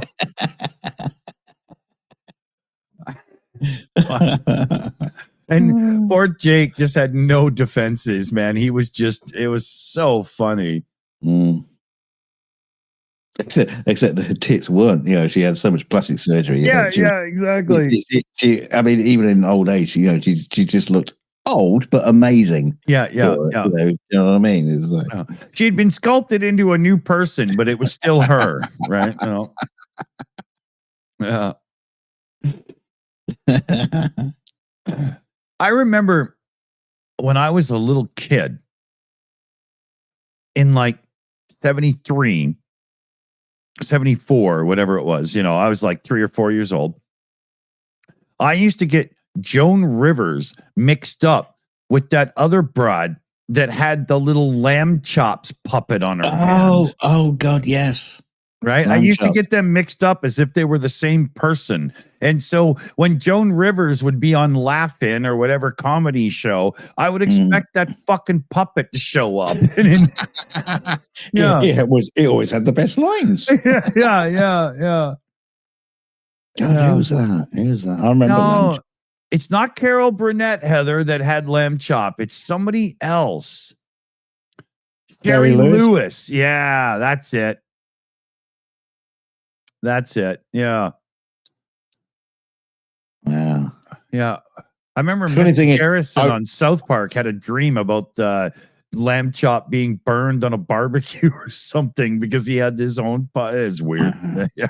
Thing is, I remember lamb chops, but I don't have any memory of it. You know, I couldn't know it existed. Exactly. Yeah. And I remember, you know, liking it and it's being cute and lovely and all that kind of stuff. Yeah, exactly. But yeah, for some reason, I always used to get her mixed up, and I figured that was Joan Rivers. I don't know. We used to have a show on the UK called the Basil Brush Show, and Basil Brush was basically a puppet of a fox with a big floppy tail and everything was always wagging, and he was all going, ha ha ha ha, boom boom. In fact, I think I sent you a clip for the boom boom fun with him just going boom boom. But the funny the series ran for ages, but the thing was he was brilliant. He was actually really, really funny. If you managed to get clips and look at some of the old stuff, he was fucking hilarious. It sounds like you're doing an impression of Pee Wee Herman. I'm not, but this was a little cute fox puppet. Yeah, but he wasn't jerking off in adult theaters. But you know what I mean, when you have that memory of something and you go back and check it out and you go, it's not quite I remembered. It's not actually that funny. I checked out some of the Basil Brush stuff. And it was fucking hilarious. I was in tears, laughing, watching it. You know, it's just like, oh wow, yeah, this is great.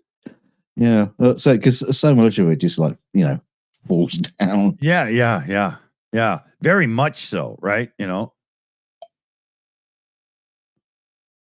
I found over time, due to downloading and all that stuff, I've gone way back in time and downloaded things that I thought were great back in the day. And you watch like 20 minutes or something, and you're like, yeah, that was a wasted time. you know? It's like we had in the UK a Morecambe and Wise, and I think they had like a little bit of a little entry into the US, but they didn't really catch on over there. You might have come across them. Now, Morecambe and Wise was like an institution in the UK. I only know that reference from Top Gear. Yeah, yeah. So they were like big in the UK, but they were like a double act, right? And of course, as most things happen, the double act moves on, and other double acts will come on to Saturday night TV to replace them, and they have their shows. And we had a whole list of them, Cannonball, Little and Large, and all these acts. And you go back and you see clips of them, and there you go, oh my god, yeah, they actually commissioned this shit. whereas on the buses, yeah. Was where you go back to Morecambe Wise, and you're still laughing. They're still funny today. Yeah. Or Dave Allen still holds up. Some of it does. Some of it is a bit weak, but yeah. And same with like some old SCTV or Bizarre from Canada and stuff, right? There's some that's just funny and good no matter what or whatever, and there's other stuff that's just so of its time that it's unconsumable now, right? Yeah, I know. I find that absolutely fascinating. To see some of these programs of which are consider. I mean, a lot of people, if you said, did you see Harry Enfield and Chums, and they'll go, oh yeah, that was great, now go back and watch it. It's not right. It's not great at all. I only know his name from Top Gear too. Yeah. Well, yes, that's where you get all your cultural references from. Top British. Gear. Yeah. Your pop culture reference either come from Top Gear, Formula One, or South Park. True. I can do Star Wars. Never mind, man. Well, I even know what a Heisenberg compensator is. I know it's bullshit, but I know what it is. I can't remember where I left it. Well, it goes under the pad. Remember where Geordie would have to crawl? Hey, that was a good science gag there. Just okay. Yeah. You're right. That was good. I missed it. Okay. Yeah, I'll take that. Here, I'll give myself the goat. All right, that was a big miss. I surprised myself with that gag. Shouldn't they have also had a Schrodinger relocator compensator then?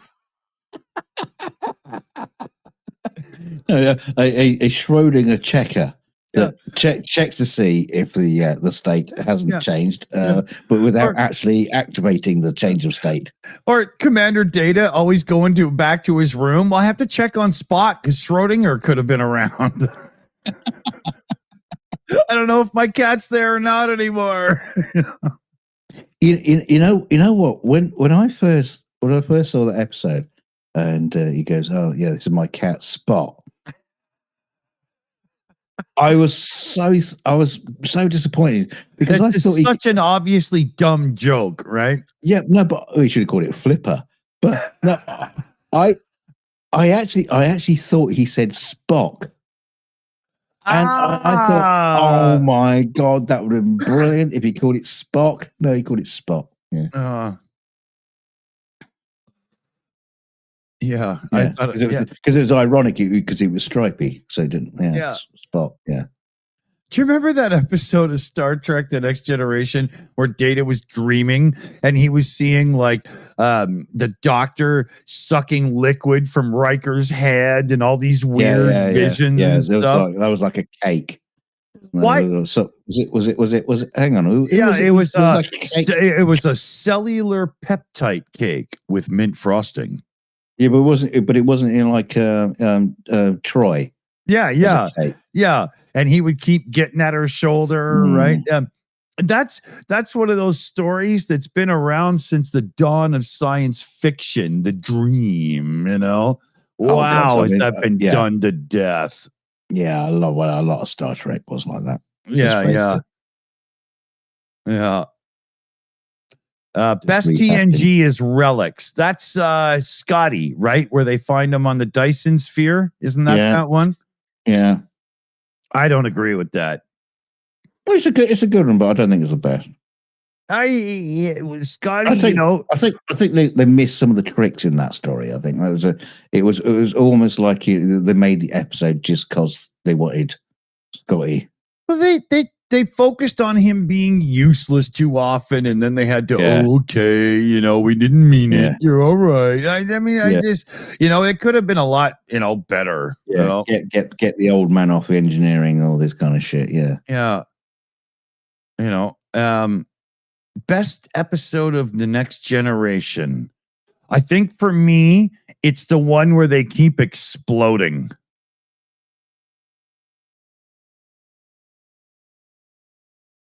Huh? Dunk just had a heart attack, so he'll be with us in a second. I'm trying to think which one when they keep exploding, because I'm sure there's been a few. There was a repeat thing. they're in a loop, and every time they explode, Picard goes, "Abandon ship! All hands, abandon ship!" And then they I'm trying to figure out remember what happens in it. they figure out how to send a message back. And the only message Right. they can come up with is the number 3, because it's the rank, because they should use Riker's idea at the end or some shit. But it was the first time I watched it, the Enterprise blows up, they cut to commercial, and I was like, motherfucker, what's gonna happen now? That was Nothing. yeah, yeah, exactly. Yeah, and they all collected their paychecks and went home. I mean, No, I wasn't sure. I was getting that confused with the episode where Data is the only one who's conscious during an event, and he has to lie to the captain. Yeah, and it's because of what Crusher's happened. experiment or something that grows, and they're like, "No, we were out for 3 days." Yeah, that's a good one too. And then of course there's Picard lives the life where he has children and the flute, with the probe. That's an awesome one. There's the good one where they're talking about like dismantling Data, and whether they have the court battle. Yeah, whether or not he's owned. That was Commander Maddox comes on board with orders that Data has to submit, and Riker has to be the attorney against Data. Yeah. Right? Yeah, that was a good one. I bet that's rated high because Picard gets to put on a real performance there, Patrick Stewart, right? Yeah.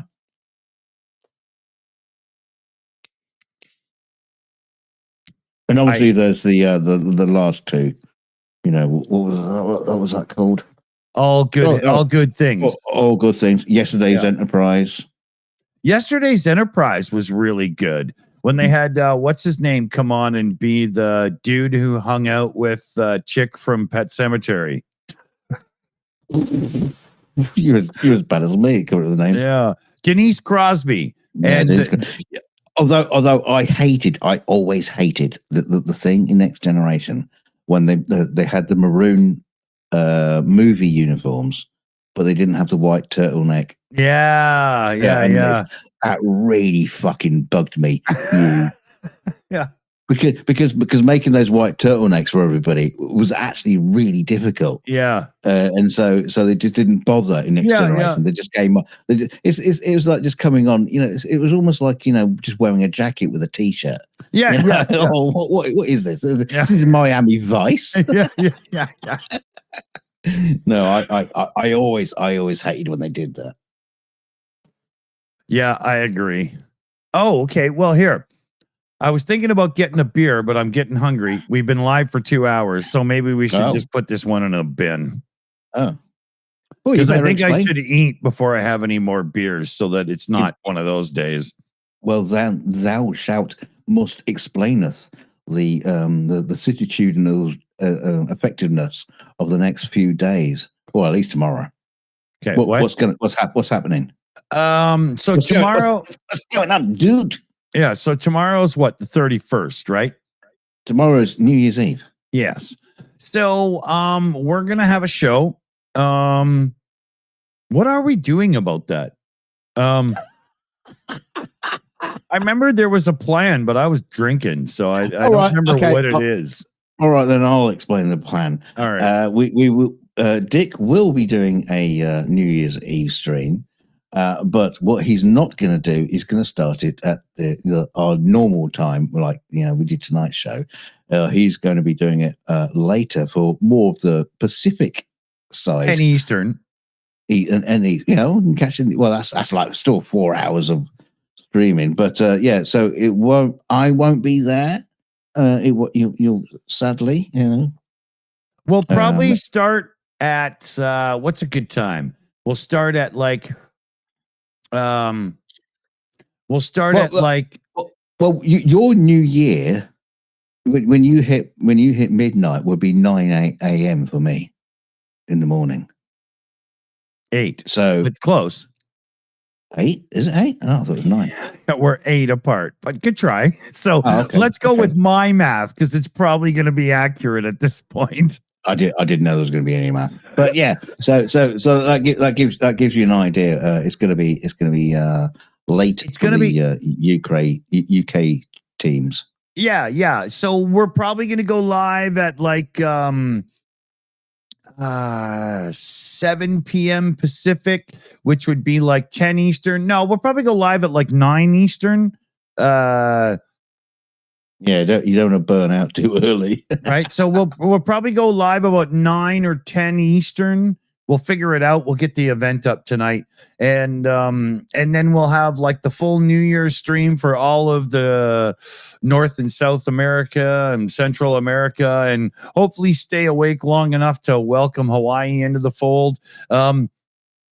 If we go early enough, we'll catch, those people that live on Easter Island and a few places, but we'll see. It'll probably be like,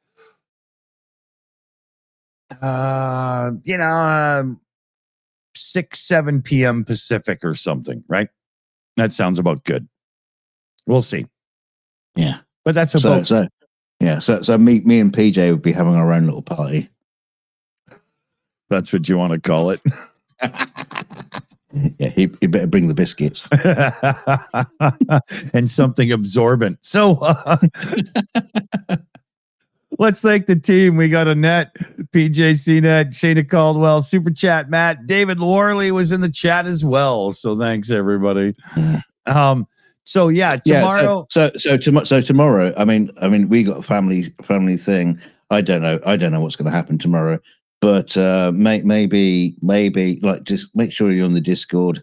I might meet up with some people on Discord tomorrow before Dick does his stream, so we can have some like UK friends and stuff like that. But we'll see what happens. Yeah.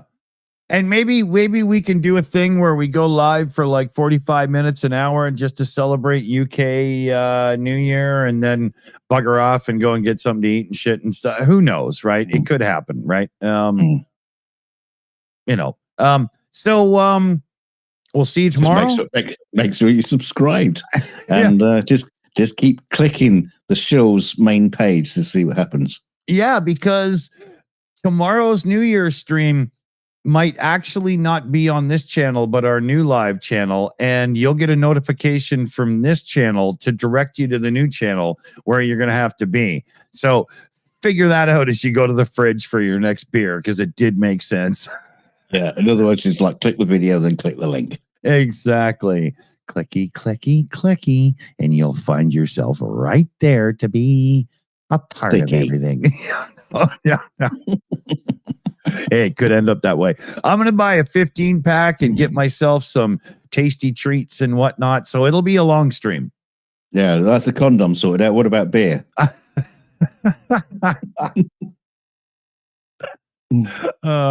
won't do any head bouncing during the show. So it's good night for me. Well, it's good night from him.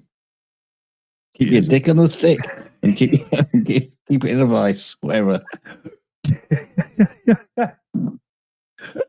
And if the women don't find you handsome, they should at least find you handy. See you tomorrow. Bye bye.